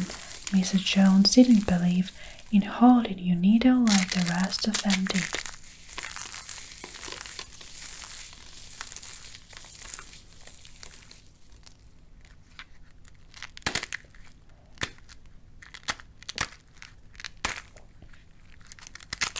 Well, there will be no difficulty of that kind any longer, Pollyanna. I shall teach you. Sewing myself, of course. You do not have to cook, I presume. Pollyanna laughed suddenly. They were just beginning to teach me that it's this summer, but I hadn't go far. They were more divided upon that than they were on the sewing. They were going to begin on bread, but there wasn't two of them that made it alike, so after arguing it all, on sewing meeting, they decided to take turns at me one forenoon a week in their own kitchens. You know, you only learn chocolate fudge and fig cake, though when I had to stop, her voice broke. Chocolate fudge, a fig cake indeed, scrawled Miss Polly. I think we can remedy that very soon. She paused in thought for a minute when we went on slowly. At 9 o'clock every morning you will read aloud 1/2 hour to me. Before that you will use the time to put this room in order. Wednesday and Saturday forenoons after 9:30 you will spend with Nancy in the kitchen, learning to cook. Other mornings you will sew with me. That will leave the afternoons for your music. I shall, of course, procure a teacher at once for you. She finished decisively as they rose from her chair. Pollyanna cried out in dismay. Oh, but Aunt Polly, you haven't left me any time at all just to leave. To leave, child? What do you mean? As if you weren't leaving all the time. Oh, of course, I'd be breathing all the time I was doing those things, Aunt Polly, but I wouldn't be leaving. You breathe all the time you're asleep, but you aren't leaving. I mean leaving, doing the thing you want to do, playing outdoors, reading, to myself of course, climbing hills, talking to Mr. Tom in the garden and Nancy, and finding out all about the houses and the people and everything everywhere, all through the perfectly lovely streets I came through yesterday. That's what I call living, Aunt Polly. Just breathing isn't living. Miss Polly lifted her head irritably. Pollyanna, you are the most extraordinary child. You will be allowed a proper amount of playtime, of course, but surely it seems to me that if I am willing to do my duty and see that you have proper care and instruction, you ought to be willing to do yours by seeing that the care and instructions are not ungratefully wasted. Pollyanna looked shocked. Oh, Aunt Polly, as if I ever could be grateful to you. Why, I love you, and you aren't even a lady's aider, you are an aunt. Very well, then see that you don't act ungrateful. Miss Polly turned toward the door. She had gone halfway down the stairs when a small, unsteady voice called at her. Please, Aunt Polly, you didn't tell me which of my things you wanted to give away. Aunt Polly emitted a tired sigh, a sigh that ascended straight to Pollyanna's ears. Oh, I forgot to tell you, Pollyanna. Timothy will drive us into town at 1:30 one this afternoon. No one of your garments is fit for my niece to wear. Certainly I should be very far from doing my duty, but you, if you should let you appear out in any one of them. Pollyanna sighed now.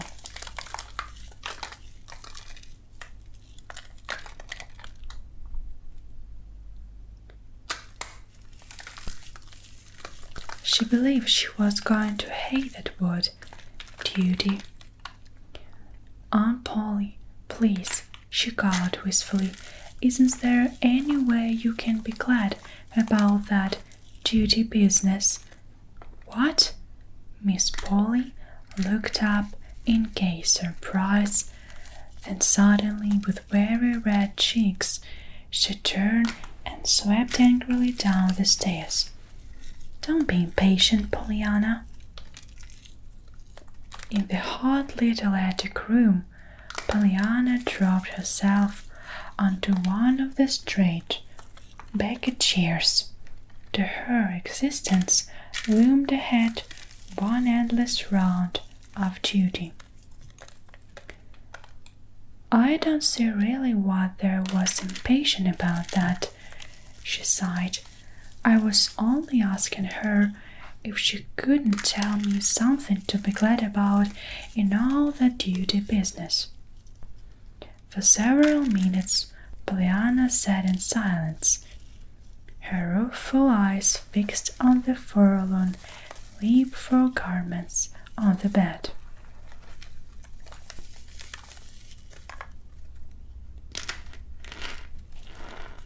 Then, slowly, they rose and began to put away the dresses. There just isn't anything to be glad about that I can see, she said aloud, unless it's be glad when the duty's won, whereupon she laughed suddenly.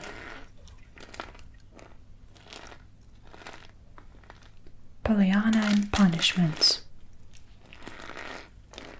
At 1:30, Timothy drove Miss Polly and her niece to the 4 or 5 principal dry goods stores, which were about half a mile from the homestead. Fitting Pollyanna with a new wardrobe proved to be more or less of an exciting experience for all concerned. Miss Polly came out it with the feeling of limp relaxation that one might have it find oneself at last on solid earth after a peerless walk across the very thin crust of a volcano. The various clerks who had after a perilous walk across the very thin crust of a volcano, the various clerks who had waited upon the pair came out of it with very red faces, and enough amusing stories of Pollyanna to keep their friends in gales of laughter the rest of the week.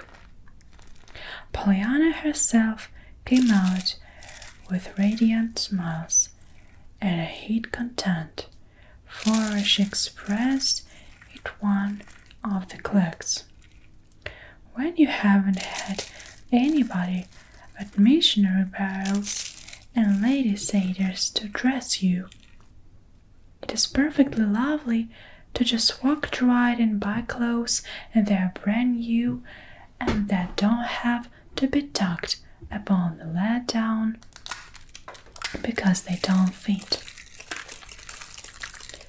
The shopping expedition consumed the entire afternoon. Then came supper and a delightful talk with old Tom in the garden, and another with Nancy on the back porch after the dishes were done, and while Aunt Polly paid a visit to a neighbor. Old Tom told Pollyanna wonderful things of her mother that made very happy indeed, and Nancy told her all about the little farm 6 miles away at the Corners, with her own dear mother and her equally dear brother and sisters. She promised too that sometimes, if Miss Polly were willing, Pollyanna should be taken to see them. And they've got lovely names too. You like the names, sighed Nancy. They're Algernon and Floribel and Estelle. And I just hate Nancy. Oh, Nancy, what a dreadful thing to say. Why? Because it isn't pretty like the others. You see, I was the first baby, and Mother hadn't begun to read so many stories with the pretty names with them then. But I love Nancy just because it's you, declared Pollyanna. Well, I guess you could love Clarissa and Mabel just as well, retorted Nancy, and it would be a heap happier for me, I think, that name just Grant. Pollyanna laughed. Well, anyhow, she clutched, you can be Gladys Eden Hepzibah. Hepzibah, yes, Mrs. White names is that. Her husband's call her Hep, and she doesn't like it. She says when he calls out, Hep, Hep, she feels just it is the next minute he was going to yell, Hooray! And he doesn't like to be hurried at. Nancy's gloomy face relaxed into a broad smile. Well, if you don't beat the Dutch, say, do you know? I shall never hear Nancy, now that I don't think of that hip hip and kittle. I guess I'm glad. She stopped short and turned amazed eyes on the little girl. Say, Miss Pollyanna, do you mean was you playing the ear game then, about my being glad I want named Hepzibah?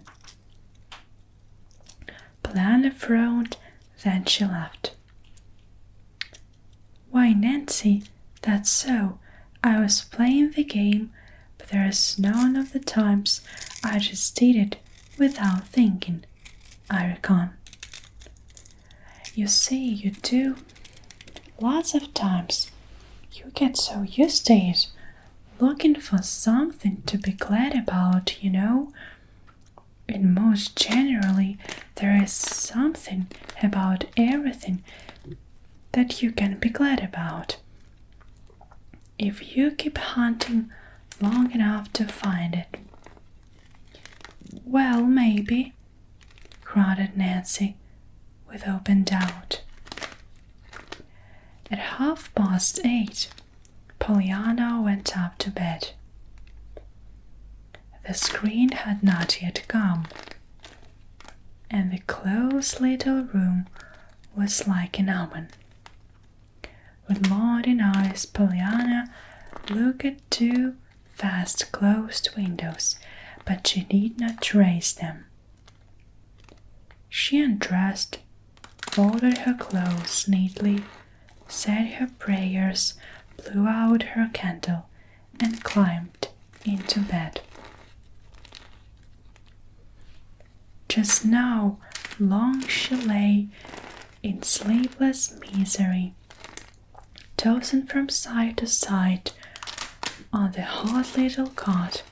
She did not know, but it seemed of her that it must have been hours before she finally slipped out of bed, found her way across the room, and opened the door.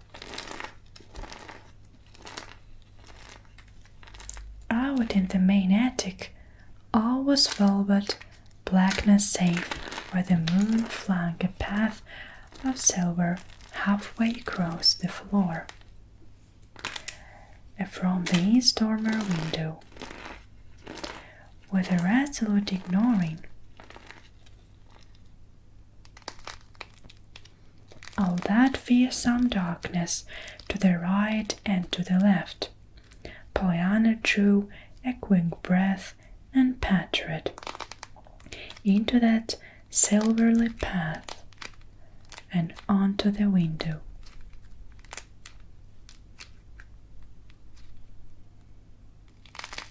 She had hoped vaguely that this window might have a screen,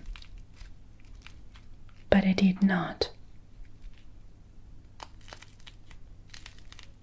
Outside, however, there was a wide world of fairy-like beauty, and there was, douching you, fresh, sweet air that would feel so good to hot cheeks and hands. As she stepped near and peered longingly out, she saw something else.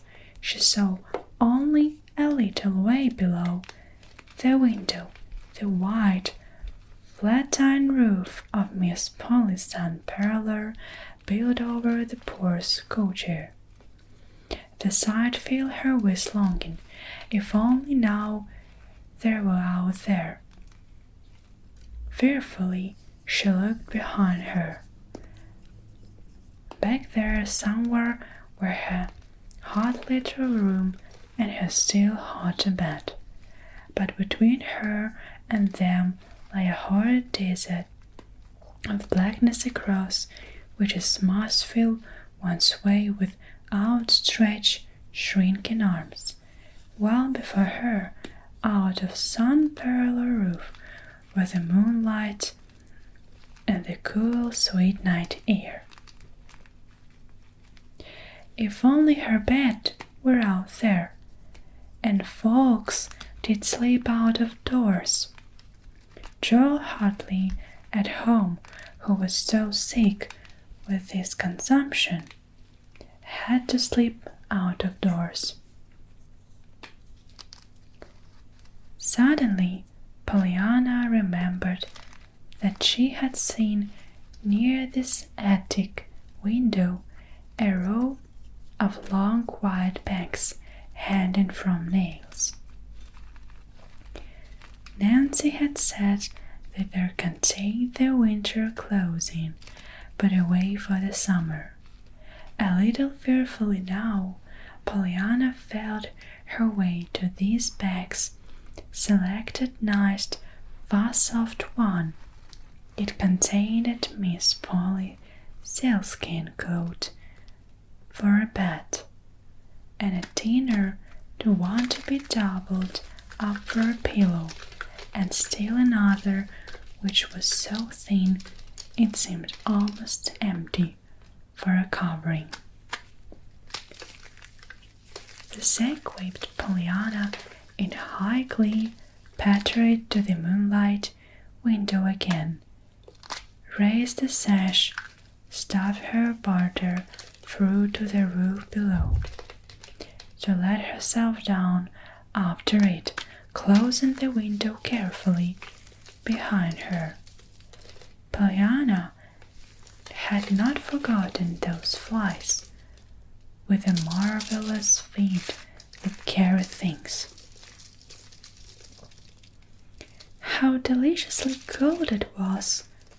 Pollyanna quite danced up and down with delight, drawing in long, full breath in the refreshing air.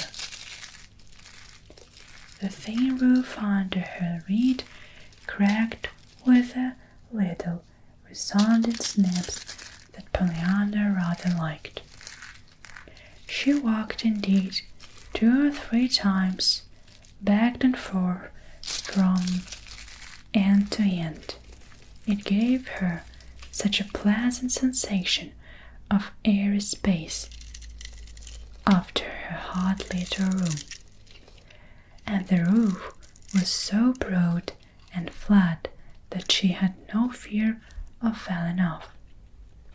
Finally, with a sigh of content, she curled herself upon the sealskin coat mattress, arranged on the back for a pillow and the other for a covering, and settled herself to sleep.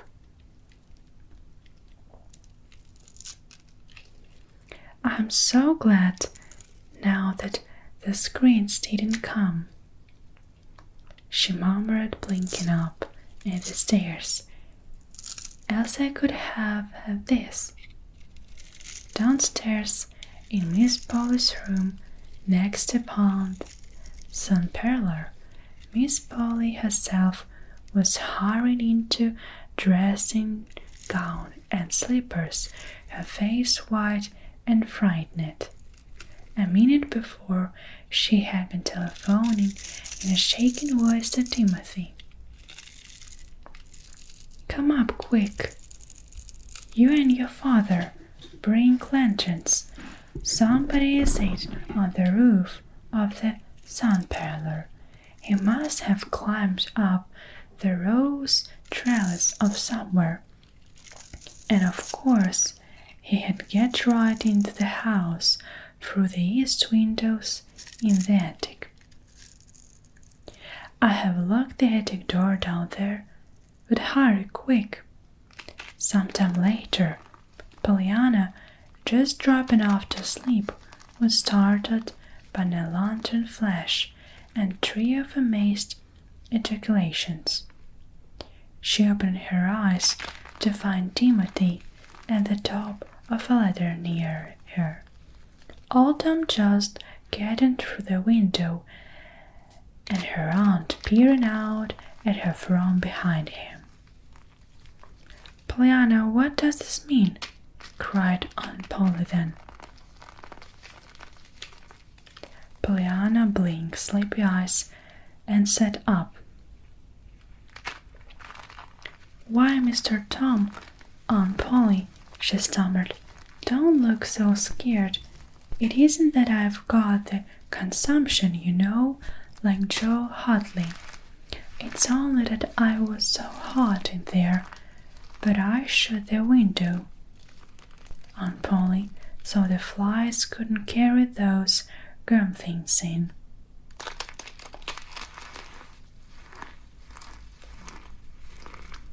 Timothy disappeared suddenly down the ladder. Old Tom, with almost equal precipitation, handed his lantern to Miss Polly and followed his son. Miss Polly bit her lip hard until the men were gone. Then she said sternly, "Pollyanna had those things to me at once and come in here. Of all the extraordinary children," she ejaculated a little later, as with Pollyanna by her side, with the lantern in the hand, she turned back into the attic. To Pollyanna, the air was all the more stifling after that cold breath of the out of doors, but she did not complain. She only drew a long curious sigh. At the top of the stairs, Miss Polly jerked out crisply. "For the rest of the night, Pollyanna, you are to sleep in my bed with me. The screens will be there tomorrow, but until then, I consider it my duty to keep you where I know where you are."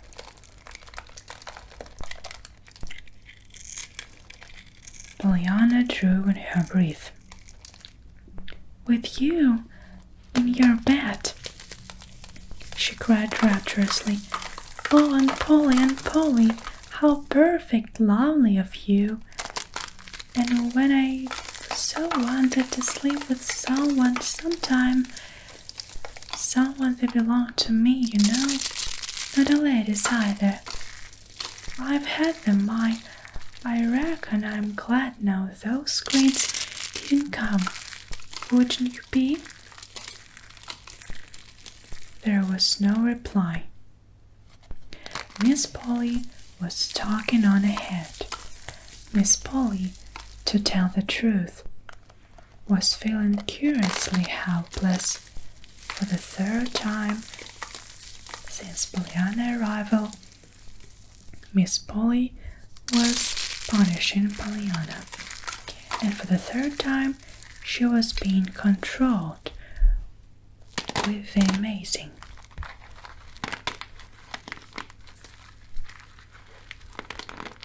Act that her punishment was being taken at a special reward of merit.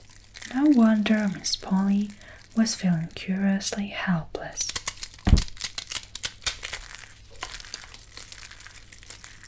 Pollyanna pays a visit.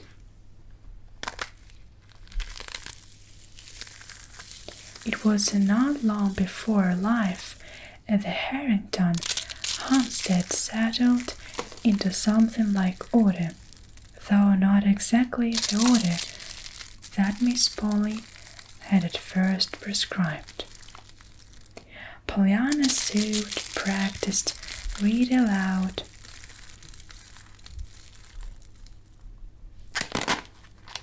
and started cooking in the kitchen.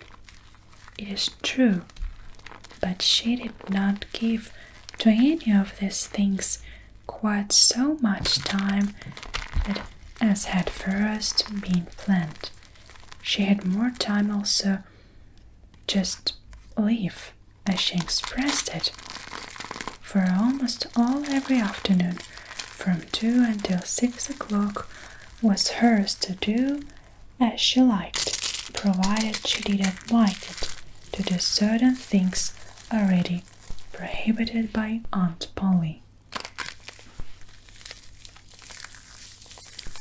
It is a question, perhaps, whether all these leisure times was given to the child as a relief to Pollyanna from work, or as a relief to Aunt Polly from Pollyanna.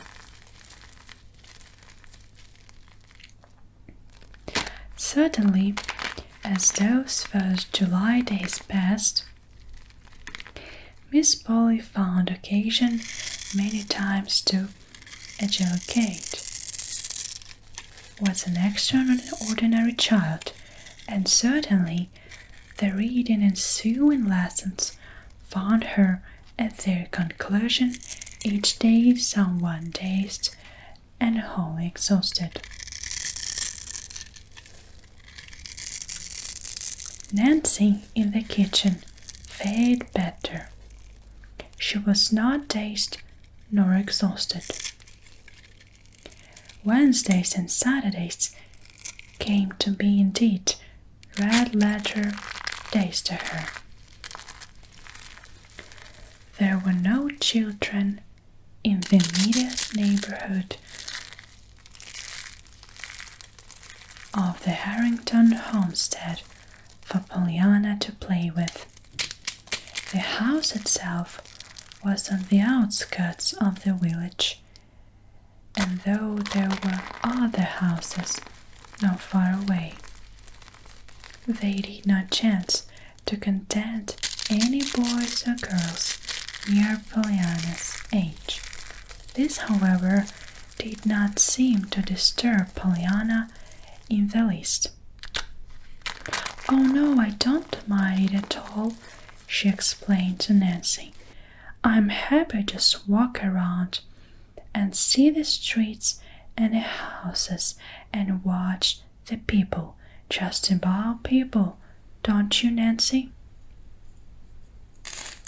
"Well, I can say I do, and all of them," retorted Nancy cheerfully.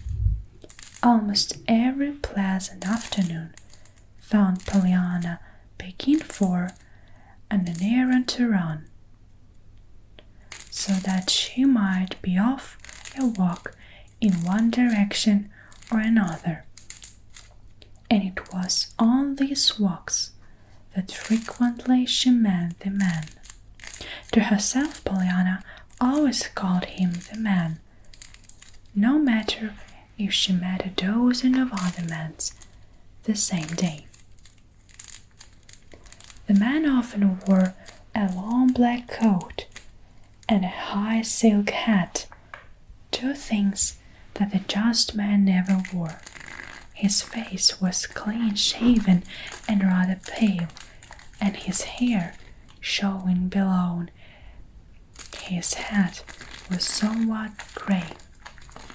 He walked erect and rather rapidly, and he was always alone, which made Pollyanna vaguely sorry for him. Perhaps it was because of this that she one day spoke to him. "How do you do, sir? Isn't it a nice day?" she called cheerily as she approached him. The man threw a hurried glance about him, then stopped uncertainly. "Did you speak to me?" he asked in a sharp voice. "Yes, sir," beamed Pollyanna. "I say, it's a nice day, isn't it?" Oh, he grunted and strode on again. Pollyanna laughed. He was such a funny man, she thought. The next day she saw him again. "'Tisn't quite so nice as yesterday, but it's pretty nice," she called out cheerfully. Grunted the man as before, and once again Pollyanna laughed happily. Then, for the third time, Pollyanna accosted him in much the same manner. The man stopped abruptly. "See here, child, who are you? Why are you speaking to me every day?" "I'm Pollyanna Witter, and I thought you look lonesome, and I'm so glad you stopped. Now we are introduced, only I don't know your name yet." "Well, of all the man did not finish his sentence, but strode on faster than ever. Pollyanna looked after him with a disappointed drop to her usually smiling lips. Maybe he didn't understand, but that was only half an introduction.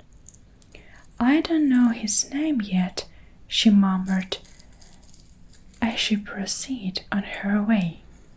Pollyanna was carrying calf's foot jelly to Mrs. Snow today. Miss Polly Harrington always sent something to Mrs. Snow once a week. She said she thought that it was her duty, inasmuch as Mrs. Snow was poor, sick, and a member of her church. It was a duty of all the church members to look out of her, of course. Miss Polly did her duty by Mrs. Snow, usually on Tuesday afternoons. Not personally, but through Nancy. Today Pollyanna had begged the privilege, and Nancy had promptly given in to her in accordance with Miss Polly's orders. "And it's glad that I'm to get rid of it," Nancy had declared in private afterwards to Pollyanna. "Though it's a shame to be taking the job off onto you. Poor lamb, so it is. But I love to do it, Nancy." "Well, you won't. after you won it once," predicted Nancy surly. "Why not? Because nobody does. If folks weren't sorry for her there, wouldn't a soul to go near from morning till night, she that cantankerous. All this I bid her daughter was her to take care of her." "But why, Nancy?" Nancy shrugged her shoulders. "Well, in plain words, it's just that nothing whatever has happened right in Miss Snow's eyes. Even the days of the week ain't drawn her mind. If it's Monday, she won't her. She wished that was Sunday. And if you take her jelly, you're pretty sure to her she wanted chicken. But if you did bring her chicken, she'd be just hankering for lamb both." "Why, what a funny woman," laughed Pollyanna. "I think I shall like to go to see her. She must be so surprising and different. I love different folks." Well, Miss Snow are different, all right. I hope for the sake of the rest of us," Nancy had finished grimly. Pollyanna was thinking of these remarks today, and she turned in the gate of the shabby little cottage. Her eyes were quite sparkling indeed at the prospects of meeting this different Mrs. Snow. A pale-faced, tired-looking young girl answered her knock at the door. "How do you do?" began Pollyanna politely. "I'm from Miss Polly Harrington. I'd like to see Mrs. Snow, please." "Well, if you would, you are the first on what ever like to see her," murmured the girl under her breath. But Pollyanna did not hear this. The girl had turned and was leading the way through the hall to a door at the end of it. In the sick rooms, after the other girl had used ushered her in, then closed the door, Pollyanna blinked a little before she could accustom her eyes to the gloom. Then she was dimly outlined, a woman half sitting up in the bed across the room. Pollyanna advanced at once. "How do you do, Mrs. Snow? Aunt Polly says she hopes you're comfortable today, and she sent you some cow's foot jelly." "Dear me, jelly?" murmured fretful voice. "Of course, I'm very much obliged, but I was hoping that would be a lump broth today." Pollyanna frowned a little. "Why, I thought it was chicken you wanted when folks brought you jelly," she said. "What?" The sick woman turned sharply. "Why, nothing much," apologized Pollyanna hurriedly. "And of course, it doesn't really make any difference. It is only that Nancy said it was chicken you wanted when we brought jelly and lamb broth when we brought chicken. But maybe it was the other way and Nancy forgot." The sick woman pulled herself up till she sat erect in the bed. Almost unusual thing for her to do, thought Pollyanna did know this. "Well, Miss Impertinence, who are you?" she demanded. Pollyanna laughed gleefully. "Oh, that is my name, Miss Snow, and I'm glad 'tisn't too. She would be worse than half as a deaf, wouldn't it? I'm Pollyanna Witter, Miss Polly Harrington's niece, and I've come to live with her. This is why I'm here with the jelly this morning." And through the first part of the sentence, the sick woman had sat interestedly erect, but at the reference to the jelly, she fell back on her pillow listlessly. "Very well, thank you. Your aunt is very kind, of course, but my appetite isn't very good this morning, and I was wanting lamb." She stopped suddenly, then went on with an abrupt change of subject. "I never slept a wink last night, not a wink." "Oh dear, I wish I didn't," sighed Pollyanna, placing the jelly of the little stand and seating herself comfortably in the nearest chair. "You lose such a lot of time just sleeping, don't you think so?"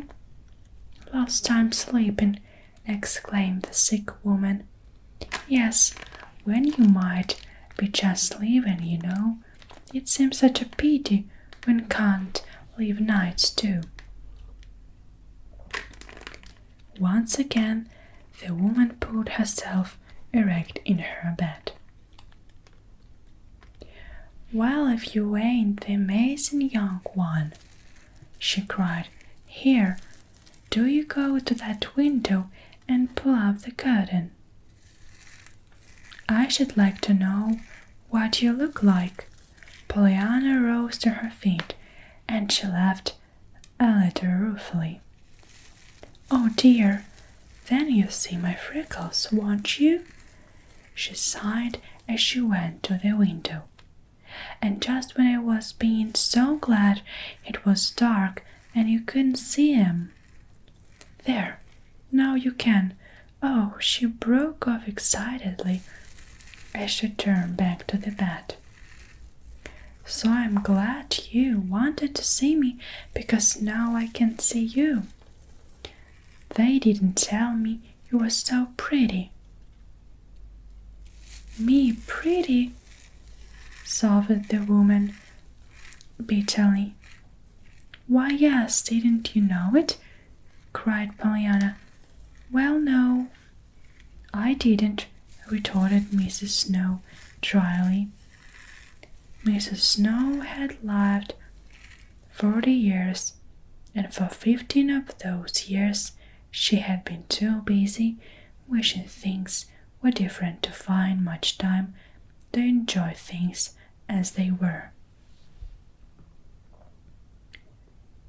"Oh, but your eyes are so big and dark, and your hair is all dark, too, and curly," cooed Pollyanna. "I love black curls. That's one is the thing I'm going to have when I get to heaven. And you've got 2 little red spots in your cheeks.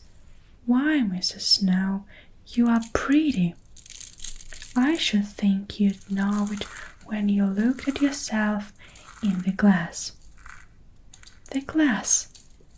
snapped the sick woman, falling back on her pillow. "Yes, well, I hadn't done much prinking before the mirror these days, and you wouldn't if you was flat on your back as I am." "Why, no, of course no," agreed Pollyanna sympathetically. "But wait, just let me know you," she exclaimed, skipping over the bureau and picking up a small hand glass. On the way back to the bed, she stopped, eyeing the sick woman with a critical gaze. "I reckon maybe, if you don't mind, I'd like to fix your hair just a little before I let you see it," she proposed. "May I fix your hair, please?" "Why, I suppose so, if you want to," permitted Mrs. Snow grudgingly. "But don't stay, you know." "Oh, thank you. I love to fix people's hair," excluded Pollyanna, carefully laying down the hand glass and reaching for a comb.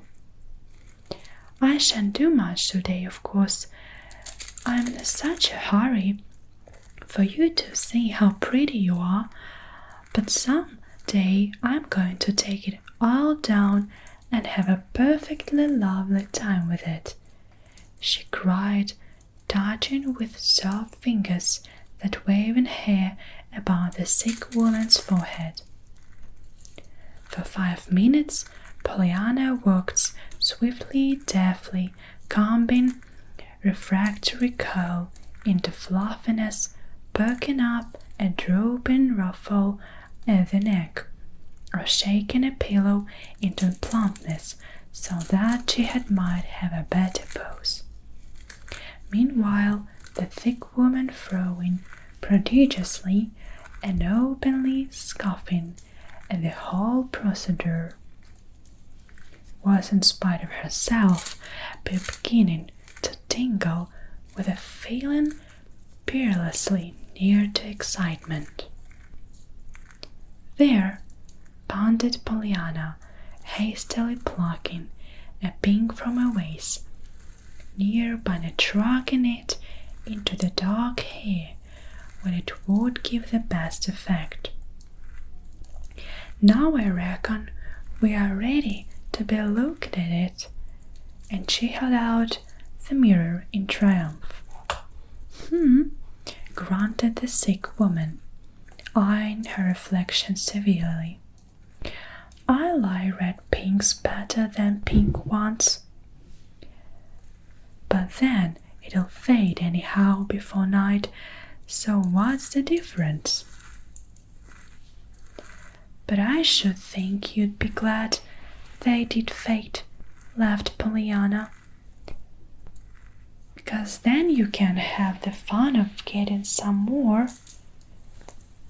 I just love your hair fluffed out like that," she finished with a satisfied gaze. "Don't you?" Maybe. Still 'twon't last, with a mid-tossing back the thought of the pillow as I do." "Of course not, and I'm glad to," nodded Pollyanna cheerfully, "because then I can fix it again. Anyhow, I should think you'd better be glad it's back. Black shows up so much nicer on a pillow than yellow hair like mine does." "Maybe, but I never did set much store by black hair. Shines great too soon," retorted Mrs. Snow. She spoke fretfully, but she still held the mirror before her face. "Oh, I love black hair. I should be so glad if I only had it," sighed Pollyanna. Mrs. Snow dropped the mirror and turned irritably. "Well, you wouldn't. Now, if you were me, I wouldn't be glad for black hair, not anything else. And if you had to lie her all this as I do." Pollyanna blended her brows in a thoughtful frown. "Why, it wouldn't be kind at heart of do it then, wouldn't I?" she must aloud. "Do what?" Be glad about things. Be glad about things when you're sick in all bed all days. Well, I should say it would, retorted Mrs. Snow. If you don't think so, just tell me something to be glad about, that's all.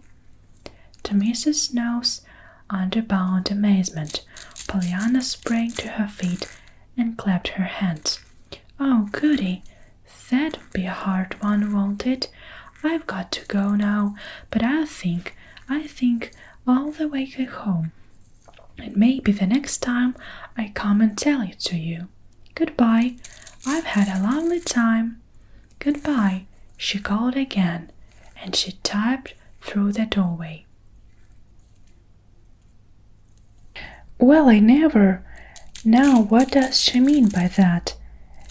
Ejaculated Mrs. Snow, staring after her visitor. By and by, she turned her head and picked up the mirror, eyeing her reflection critically. That little thing has got a knack with hair and no mistake, she muttered under her breath. I declare I didn't know it could look so pretty. But then, what's the use? She sighed, dropping the little glass into the bedclothes and rolling her head on the pillow fretfully. A little later, when Milly, Mrs. Snow's daughter, came in, the mirror still lay among the bedclothes. Thought it has been carefully hidden from sight. Why, Mother, the curtain is up, cried Milly, dividing her amazed stare between the window and the pink in her mother's hair. Well, what is it? Snapped the sick woman. I needn't stay in the dark all my life. If I'm sick, need I? Why, no, of course not, rejoined Milly, in nasty cancellation, as she reached for the medicine bottle. It's only, well, you know very well that I've tried to get you a lighter room for ages, and you wouldn't. There was no reply to this. Mrs. Snow was picking at the lace on her nightrobe. At last she spoke fretfully. I should think somebody might give me a new nightdress instead of a lamb broth for a change. Why, Mother! No wonder Milly quite gasped aloud with bewilderment. In the drawer behind her at that moment lay 2 new nightdresses that Milly for months had been vainly urging her mother to wear. Which tells of the man. It rained the next time Pollyanna saw the man. She greeted him, however, with a bright smile. It isn't so nice day, is it? She called blithesomely. I'm glad it doesn't rain always, anyhow. The man did not even grunt this time, nor turn his head. Pollyanna decided that of course he did not hear her. The next time, therefore, which happened to be the following day, she spoke up louder. She thought it particularly necessary to do this, for the man was striding along, his hands behind his back and his eyes on the ground, which seemed to Pollyanna preposterous in the face of the glorious sunshine and the freshly washed morning air. Pollyanna, as a special treat, was on a morning errand today. How do you do? She cried I'm so glad it isn't yesterday, aren't you? The man stopped abruptly. There was an anger on his face. See here, little girl, we might just as well settle this thing right now, once for all.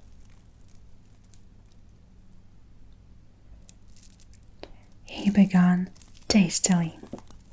I've got something besides the weather to think of. I don't know whether the sun shines or not. Pollyanna beamed joyously.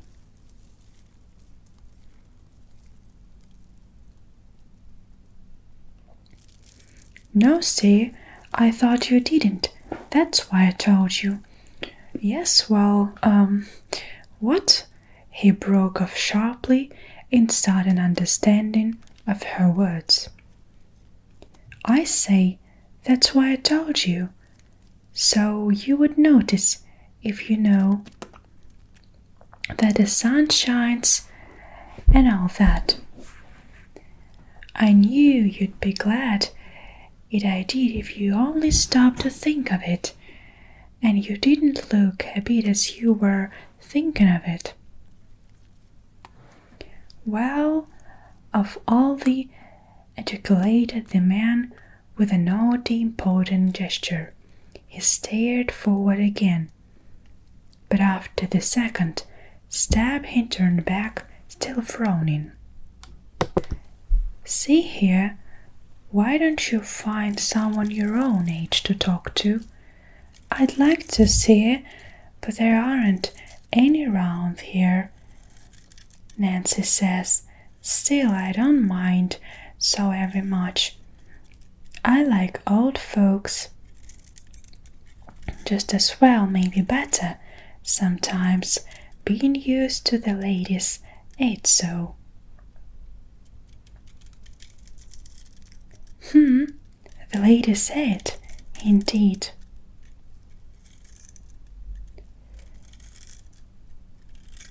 Is that what you look me for? The man's lips were threatening to smile, but the skull above them was still trying to hold them grimly stern. Pollyanna laughed gleefully.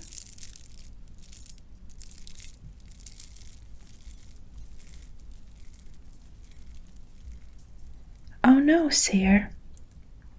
You don't look at might like a lady satyr, not but that you are just as good, of course, maybe better, she added in a hurried politeness.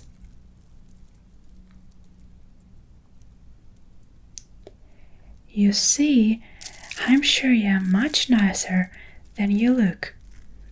The man made a curious noise in his throat. Well, of all the, he ejaculated again, as he turned and strode on as before. The next time Pollyanna met the man, his eyes were gazing straight into hers with a quizzical directness that made his face look really pleasant, Pollyanna thought. Good afternoon, he greeted her a little stiffly.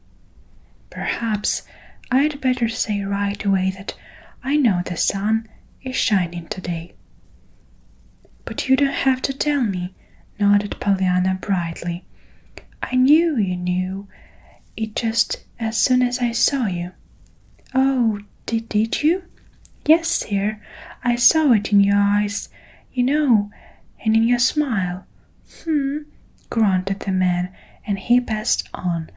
The man always spoke to Pollyanna after this, and frequently he spoke first, though usually he said little but good afternoon. Even that, however, was a great surprise to Nancy, who chanced to be with Pollyanna one day when the greeting was given. Sakes alive, Miss Pollyanna, she gasped. "Did that man spoke to you?" "Why, yes, he always does now," smiled Pollyanna. "He always does. Goodness, do you know who he is?" demanded Nancy. Pollyanna frowned and shook her head. "I reckon he forgot to tell me one day. You see, I read my part of the introduction, but he didn't." Nancy's eyes widened. "But he never speaks to anybody, child. He ain't for years, I guess, except when he just has to, for business and all that."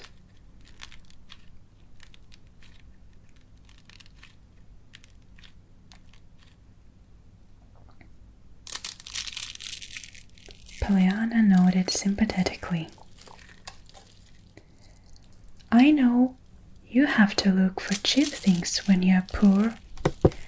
John Pendleton, he lives all by himself in a big house on Pendleton Hill. He won't even have anyone round to cook for him. Comes down to the hotel for his meals 3 times a day. I know Sally Miner, who waits on him, and she says she hardly opens his head enough to tell what she wants to eat.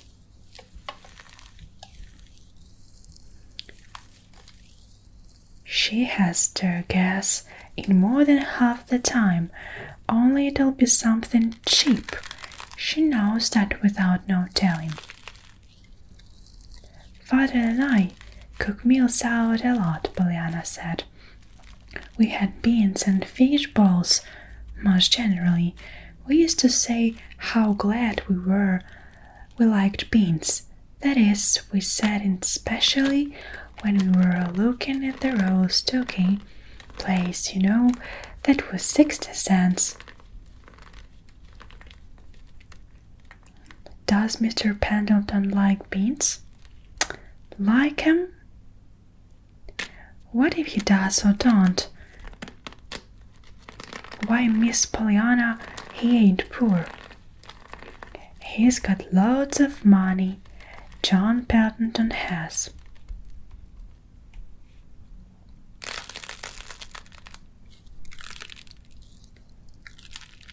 He gets a lot of money from his father. There ain't nobody in town as rich as he is. He could eat dollar bills if he wanted to and not know it. Pollyanna giggled. As if anybody could eat dollar bills and know it, Nancy, when they come to try to chew them. Oh, I mean he's rich enough to do it, shrugged Nancy. He ain't spended his money, that's all. He's saving of it. Oh, for the eating, summarized Pollyanna. How perfectly splendid. That's denying yourself and taking up your cross. I know. Father told me.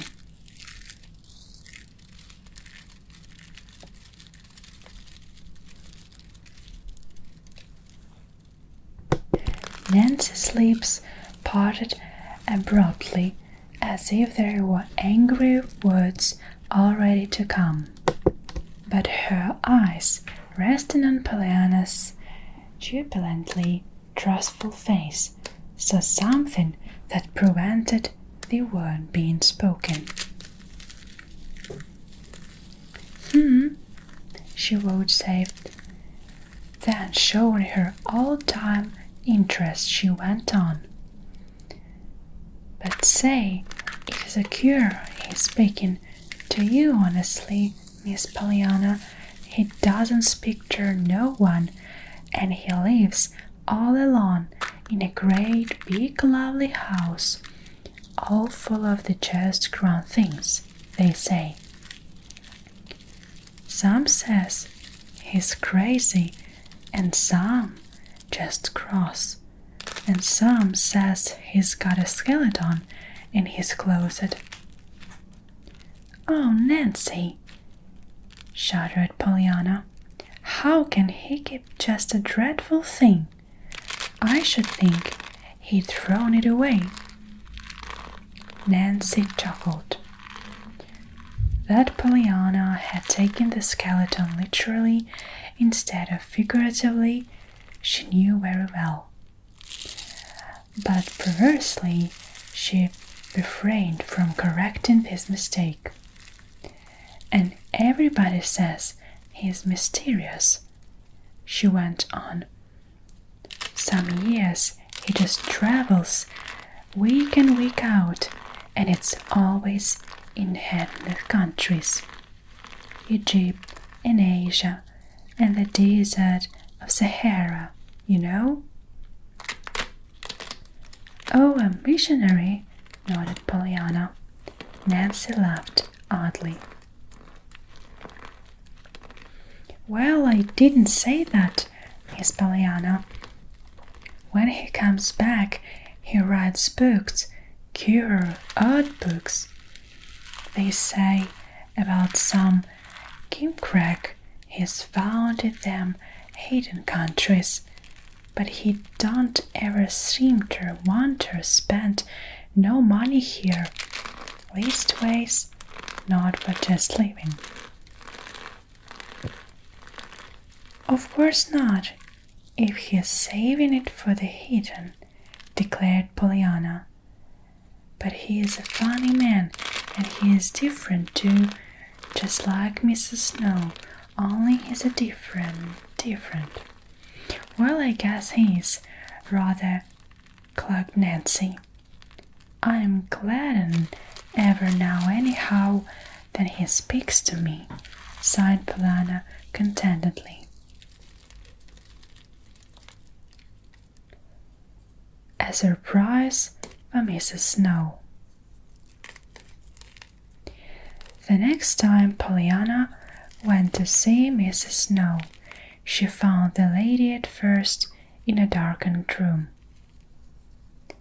"It's the little girl from Miss Polly's mother," announced Milly, in a tired manner. Then Pollyanna found herself alone with the invalid. "Oh, it's you, is it?" asked a fretful voice from the bed. "I remember you. Anybody'd remember you, I guess, if they saw you once. I wish you had come yesterday. I wanted you yesterday."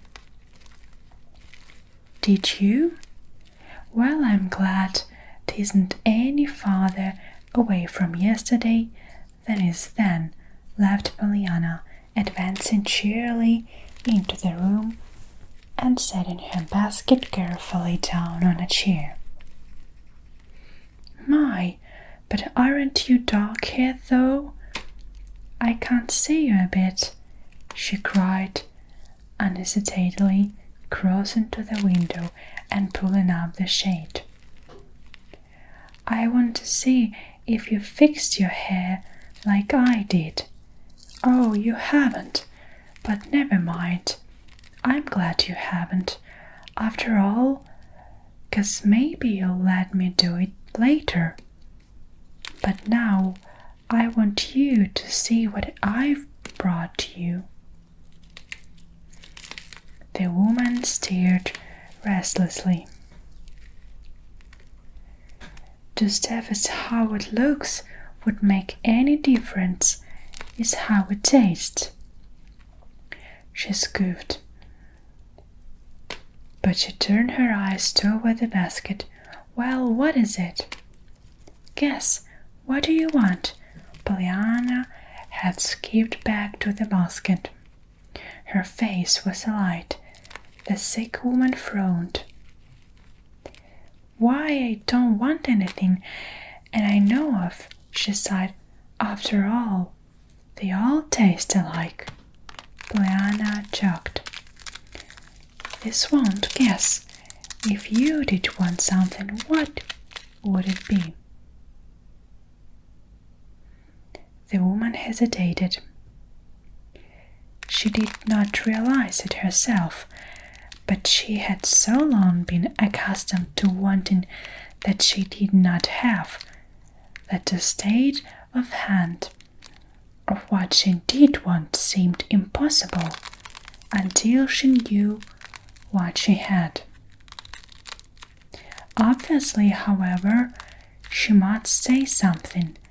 This extraordinary child was waiting.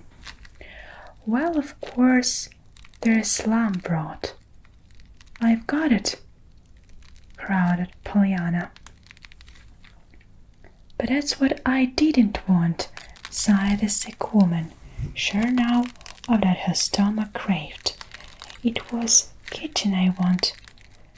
Oh, I've got that too, chuckled Pollyanna. The woman turned in amazement. Both of them? She demanded. Yes, a cow's foot jelly, triumphed Pollyanna. I was just bound you should have that you wanted for once, so Nancy and I fixed it. Of course, there's only a little of each, but there's some of all of them. I'm so glad you did want chicken, she went on contentedly as she lifted their 3 little bowls from her basket.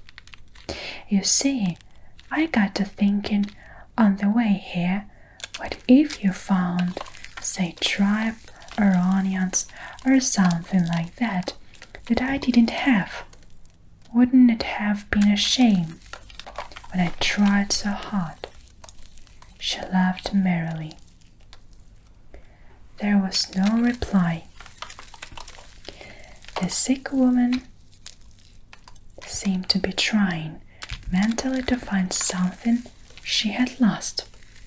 There, I'm to leave them all, announced Pollyanna, as she arranged the 3 bowls in a row on the table. Like enough it will be lamb broth you want tomorrow. How do you do today? She finished in polite inquiry. Very poorly, thank you, murmured Mrs. Snow, falling back into her usual listless attitude. I lost my nap this morning. Nellie Higgins next door had begun music lessons, and her practicing drives me nearly wild. She was it all the morning, every minute. I'm sure I don't want what I shall do. Polly nodded sympathetically. I know, it is awful. Mrs. White had it once, one of my latest aides, you know. She had rheumatic fever too, at the same time, so she couldn't thrash round. She said would have been easier if she could have. Can you? Can I what? Thrash round. Move, you know, so as to change your position when the music gets too hard to stand. Mrs. Snow stared a little. Why, of course, I can't move anywhere. In bed? She rejoined a little irritably. Well, you can be glad of that, then anyhow, can't you? Nodded Pollyanna. Mrs. White couldn't. You can't thrash when you have rheumatic fever. Though you want something awful, Mrs. White says. She told me afterwards She reckoned she'd have gone raving crazy if it hadn't been for Mrs. White's sister's ears being deaf so. Sister's ears? What do you mean? Pollyanna laughed. Well, I reckon I didn't tell it all, and I forgot you didn't know Mrs. White. You see, Miss White was deaf, awfully deaf, and she came to visit him and to help take care of Mrs. White and the house. Well, they had such an awful time making her understand anything that after that, every time the piano commenced to play across the street, Miss White felt so glad she could hear it that she didn't mind so much that she did hear it, 'cause she couldn't help thinking how awful that'd be if it was deaf and couldn't hear anything, like her husband's sister. You see, she was playing the game, too. I told her about it. The game? Pollyanna clapped her hands. There, I must forgot, but I've thought it up, Mrs. Snow. What you can't be glad about? Glad about? What do you mean? Why, I told you I would. Don't you remember? You asked me to tell you something to be glad about. Glad, you know, even though you did have to lie here a bed all day. Oh, scoffed the woman. That? Yes, I remember that, but I didn't suppose you were in earnest any more than I was. Oh, yes, I was, nodded Pollyanna triumphantly. And I found it too. But it was hard. It's all the more fun, though, always when it is hard. And I will own up, honest to be true, that I couldn't think of anything for a while. Then I got it. Did you really? Well, what is it? Mrs. Snow's voice was sceptically polite. Pollyanna drew a long breath. I thought how glad it could be that our folks weren't like you, all sick in bed like this, you know, she announced impressively. Mrs. Snow stared. Her eyes were angry. Well, really, she ejaculated then in not quite an agreeable tone of voice. And now I'll tell you the game, proposed Pollyanna, blithely confident. It'll be just lovely for you to play. It'll be so hard. And there is no such more fun than it's hard. You see, it's like this. And she began to tell of the missionary barrel, the crutches, and the doll that did not come. The story was just finished when Mila appeared at the door. Your aunt is wanting you, Miss Pollyanna, she said with dreary listlessness. She telephoned down to the Harlows across the way. She says you are too hurry, that you've got some practicing to make up before the dark. Pollyanna rose reluctantly. All right, she sighed. I'll hurry. Suddenly she left. I suppose I ought to be glad I've got legs to hurry with, hadn't I, Mrs. Snow?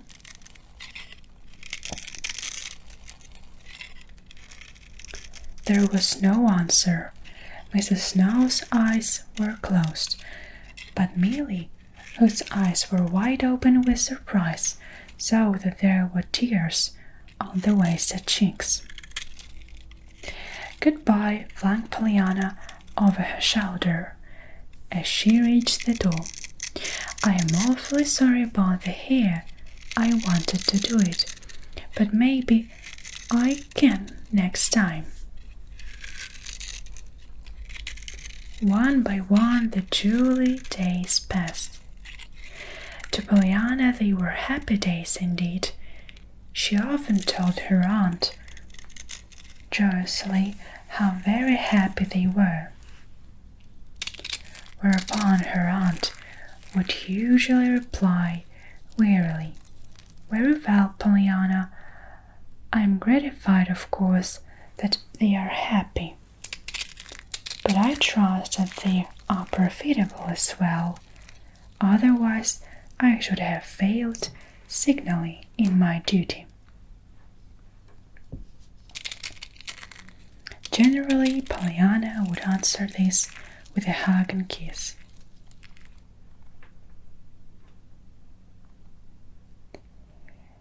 A proceeding that was still always most disconcerting to Miss Polly. But one day she spoke. It was during the sewing hour. "Do you mean that it wouldn't be enough then, Aunt Polly, that they should be just happy days?" she asked wistfully. "This is what I mean, Pollyanna. They must be profitable as well." "Certainly. What is being profitable?" "Why, just being profitable, having profit, something to show for it, Pollyanna. What an extraordinary child you are." "Then just being glad isn't profitable?" questioned Pollyanna a little anxiously. "Certainly not." "Oh dear, then you wouldn't like it, of course. I'm afraid now you won't ever play the game, Aunt Polly." "Game? What game?" "Why, the father." Pollyanna clapped her hand to her lips. "Nothing," she stammered. Miss Polly frowned. "What will you do for this morning, Pollyanna?" she said tersely, and the sewing lesson was over. It was that afternoon that Pollyanna, coming down from her attic room, met her aunt on the stairway. "Why, Aunt Polly, how perfectly lovely!" she cried. "You are coming up to see me." "Come right in. I love company," she finished, scampering up the stairs and throwing her door wide open. Now, as Polly had not been intending to call on her niece, she had been planning to look for a certain white wool shawl in the cedar chest near the east window. But to her unbounded surprise now, she found herself not in the main attic before the cedar chest, but in Pollyanna's little room, sitting in one of the straight basket chairs. So many times since Pollyanna came, Miss Polly had found herself like this, doing some utterly unexpected, surprising thing, unlike the thing she had set out to do. "I love company," said Pollyanna, again flitting about as if were dispensing the hospitality of a place. "Especially since I've had this room all mine, you know." "Oh, of course. I had a room always, but it was a hired room, and hired room aren't half as safe as owned ones, are they?" And of course, I do own this one, don't I?" "Why, yes," Pollyanna murmured, Miss Polly eventually wondering why she did not get up at once and go to look for the show. "And of course now I just love this room, even if it hasn't got the carpets and curtains and pictures that I've been wanted." With a painful blush,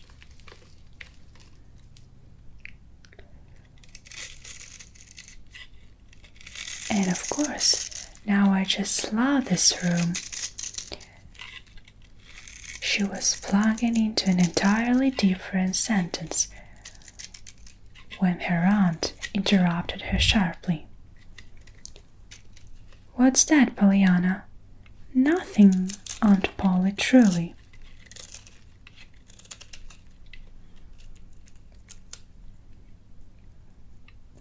"I didn't mean to say that." "Probably not," returned Miss Polly coldly. "But you did say to suppose we have the rest of it, but it wasn't anything, only that I've been kind of planning on pretty carpets and lace curtains and things, you know."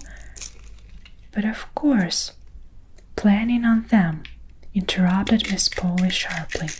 Pollyanna blushed still more painfully. "I ought to not to have, of course, Aunt Polly," she apologized. "It was only because I'd always wanted them and I hadn't had them, I suppose. Oh, we'd had 2 rugs in the barrels, but they were little, you know, and one had ink spots and the other holes, and there never were only those 2 pictures.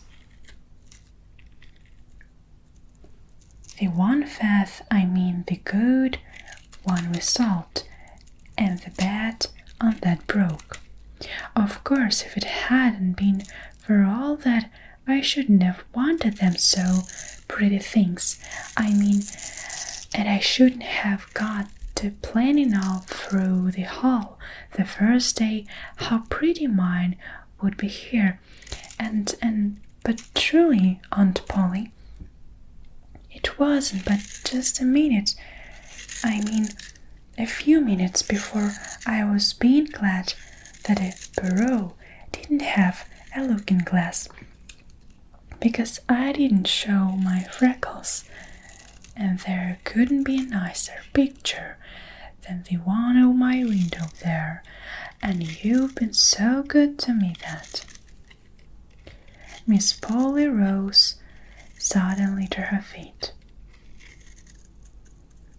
Her face was very red. "That will do, Pollyanna," she said stiffly. "You have said quite enough, I'm sure." The next minute she had swept down the stairs, and not until she reached the first floor did it suddenly occur to her that she had gone up into the attic to find a white wool shawl in the cedar chest near the east window. Miss Polly rose suddenly to her feet. "You have said quite enough, I'm sure." The next minute she had swept down the stairs, and not until she reached the first floor did it suddenly occur to her that she had gone up into the attic to find a white wool shawl into the cedar chest near the east window. Less than 24 hours later, Miss Polly to Nancy said crisply, "Nancy, you may move Miss Pollyanna's things downstairs this morning to the room directly beneath. I have decided to have my niece sleep there for the present." "Yes, ma'am," said Nancy aloud. "Oh, glory," said Nancy to herself. To Pollyanna a minute later, cried joyously, "And won't you just be listening to this, Miss Pollyanna? You two sleep downstairs in the room straight under this. You are. Pollyanna actually grew white. You mean, why Nancy not really and truly? I guess you'll think it's really and truly, prophesied Nancy, exultantly nodding her head to Pollyanna over the armful of dresses she had taken from the closet. I'm told her take down your things, and I'm going to take 'em too, for she gets a chance to change her mind. Pollyanna did not stop to hear the end of this sentence. At the imminent risk of being dashed headlong, she was flying downstairs 2 steps at a time. Bang went 2 doors, and a chair before Pollyanna at last reached her goal, Aunt Polly. Oh, Aunt Polly, did you mean it really? Why, that room's got everything, the carpet and curtains and 3 pictures, beside the one outdoors too, 'cause the windows look the same way. Oh, Aunt Polly. Very well, Pollyanna. I'm gratified that you like the change, of course, but if you think so much of all those things, I trust you will take proper care of them. That's all. Pollyanna, please pick up the chair. And you have banged 2 doors in the last half-minute. Miss Polly spoke sternly, all the more sternly because, for more unexpected reason, she felt inclined to cry, and Miss Polly was not used to feeling inclined to cry. Pollyanna picked up the chair. Yes, I know I banged them, those doors, she admitted cheerfully. You see, I just found out about the room, and I reckon you'd have banged doors if— Pollyanna stopped short and eyed her aunt with new interest. Aunt Polly, did you ever bang doors?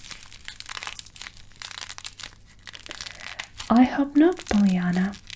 Miss Polly's voice was properly shocked. Why, Aunt Polly, what a shame.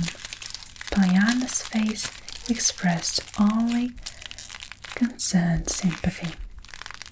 A shame, repeated Aunt Polly, too dazed to say more. Why, yes, you see, if you'd felt like banging doors, you'd have banged them, of course, and if you didn't, that must have meant that you weren't ever glad over anything, or you would have banged them. You couldn't have helped it, and I'm so sorry you weren't ever glad over anything.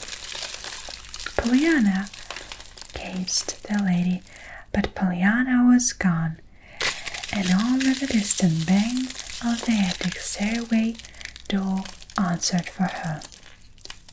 Pollyanna had gone for help Nancy bring down her things.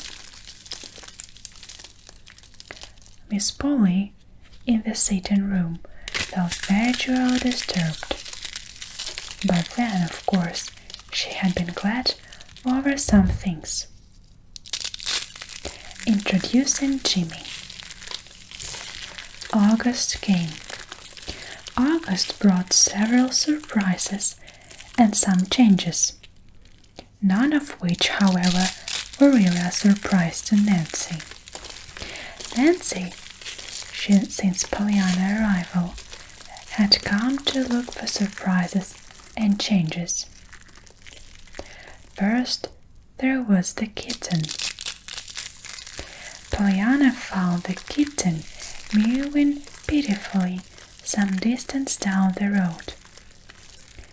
when systematic questioning of the neighbors failed to find anyone who claimed it, Pollyanna brought it home at once, as a matter of course.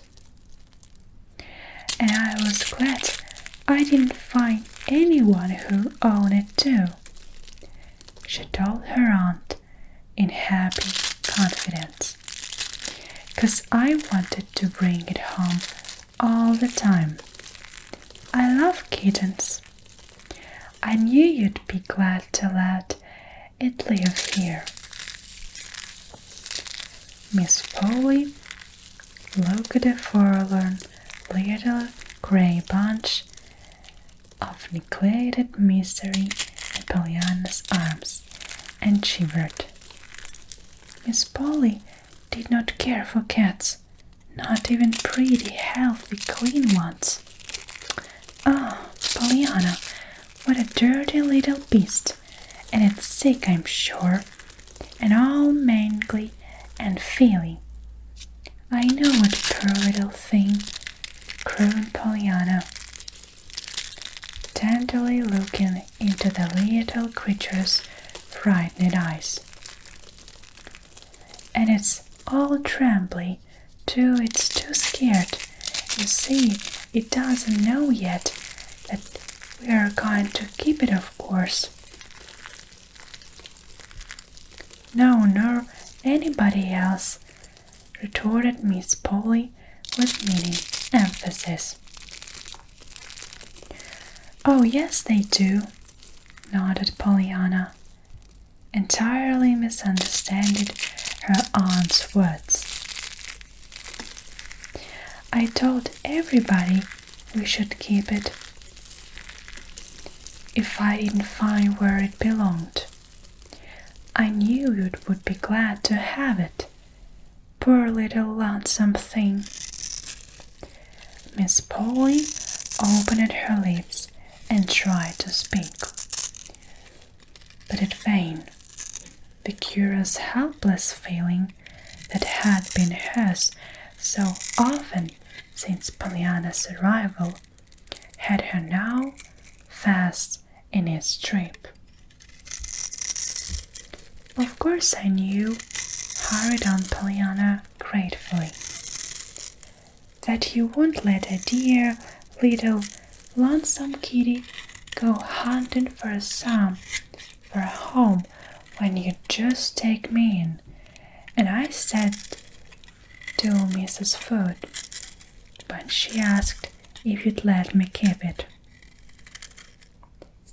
Why, I had the latest 8, you know, and Kitty didn't have anybody. I knew you'd feel that way.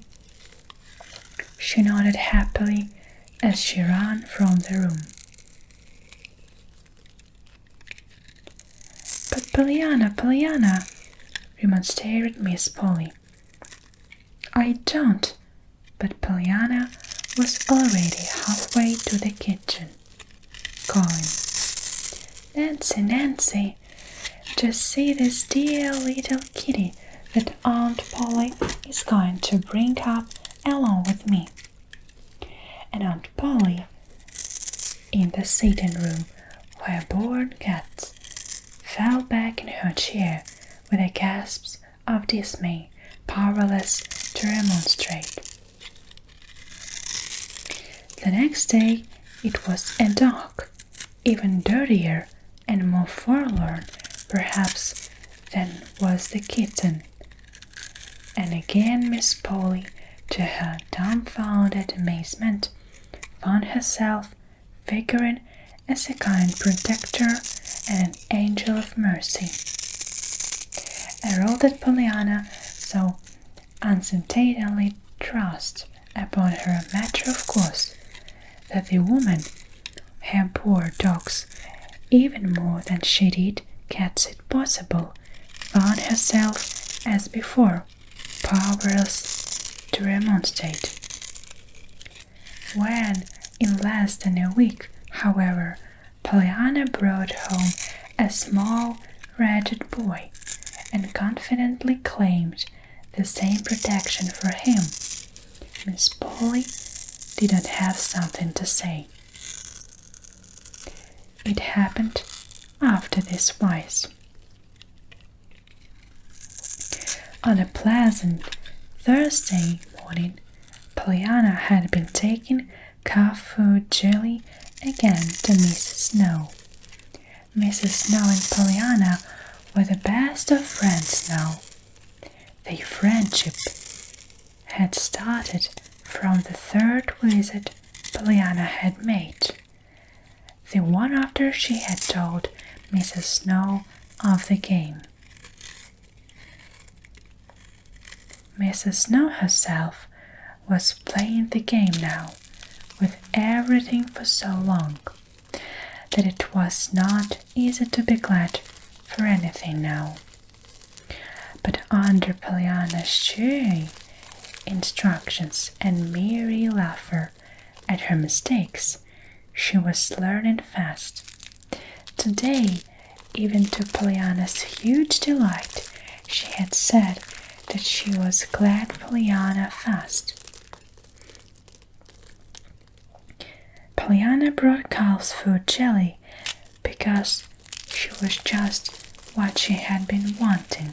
She did not know that Milly at the front door had told Pollyanna that the minister's wife had already the day sent over a great barrel of that same kind of jelly. Pollyanna was thinking of this now then suddenly she saw the boy. The boy was sitting in a desolate little heap by the roadside, whittling half-heartedly at a small stick. "Hello," smiled Pollyanna engagingly. The boy glanced up, but he looked away again at once. "Hello yourself," he murmured. Pollyanna laughed. "Now you don't look as if you'd be glad even for calf's food jelly," she chuckled, stopping before him. The boy stirred restlessly, half her surprised to look, and began to whittle again at this stick with a dull, broken-bladed knife in his hand. Pollyanna hesitated, then dropped herself comfortably down on the grass near him. In spite of Pollyanna's brave assertion that she was used to ladies' aiders and didn't mind she had sighed at times for some companion of her own age. Hence her determination to make the most of this one. "My name's Pollyanna Winter," she began pleasantly. "What's yours?" Again the boy stirred restlessly. He even almost got his feet, but he settled back. "Jimmy Bean," he grunted with ungracious independence. "Good. Now we are introduced. I'm glad you did your part. Some folks don't, you know." "I live at Miss Polly Harrington's house. Where do you live?" "Nowhere." "Nowhere? Why, you can't do that. Everybody lives somewhere," asserted Pollyanna. "Well, I don't. Just now. I'm hunting up a new place." "Oh, where it is?" The boy regarded her with some sorrowful eyes. "Silly, as if I'd be hunting for it if I knew." Pollyanna tossed her head a little. This was not a nice boy, and she did not like to be called silly. Still, he was somebody besides. Old folks Where did you live before? She inquired. Well, if you ain't the beaten for asking questions, sighed the boy impatiently. I have to be, reported Pollyanna calmly, else I couldn't find out a thing about you. If you talk more, I wouldn't talk so much. The boy gave a short laugh. It was a sleepish laugh, and not quite a willing one, but his face looked a little pleasanter than he spoke this time. All right then, here goes. I'm Jimmy Bean, and I'm 10 years old, going on 11. I come last year to live at the orphan's home, but they've got so many kids, they ain't much room for me. And I never wanted anyhow, I don't believe. So I've quit. I'm going to live somewhere else, but I ain't found the place yet. I'd like a home, just a common one, you know, with a mother in it instead of Martin. Yeah, has a home, yeah, has folks, and I ain't had folks since Dad died. I'm a hunting now. I've tried 4 houses, but they didn't want me, though I said I expected to work, 'cause there. Is that all you want to know? The boy's voice had broken a little over the last 2 sentences. Why, what a shame, sympathized Pollyanna. And didn't there anybody want you? Oh dear, I know just how you feel, because after my father died, too, there wasn't anybody. But the lady stayed for me until Aunt Polly said she'd take. Pollyanna stopped abruptly. The dawning of a wonderful idea began to show in her face. Oh, I know just the place for you, she cried. Aunt Polly'll take you.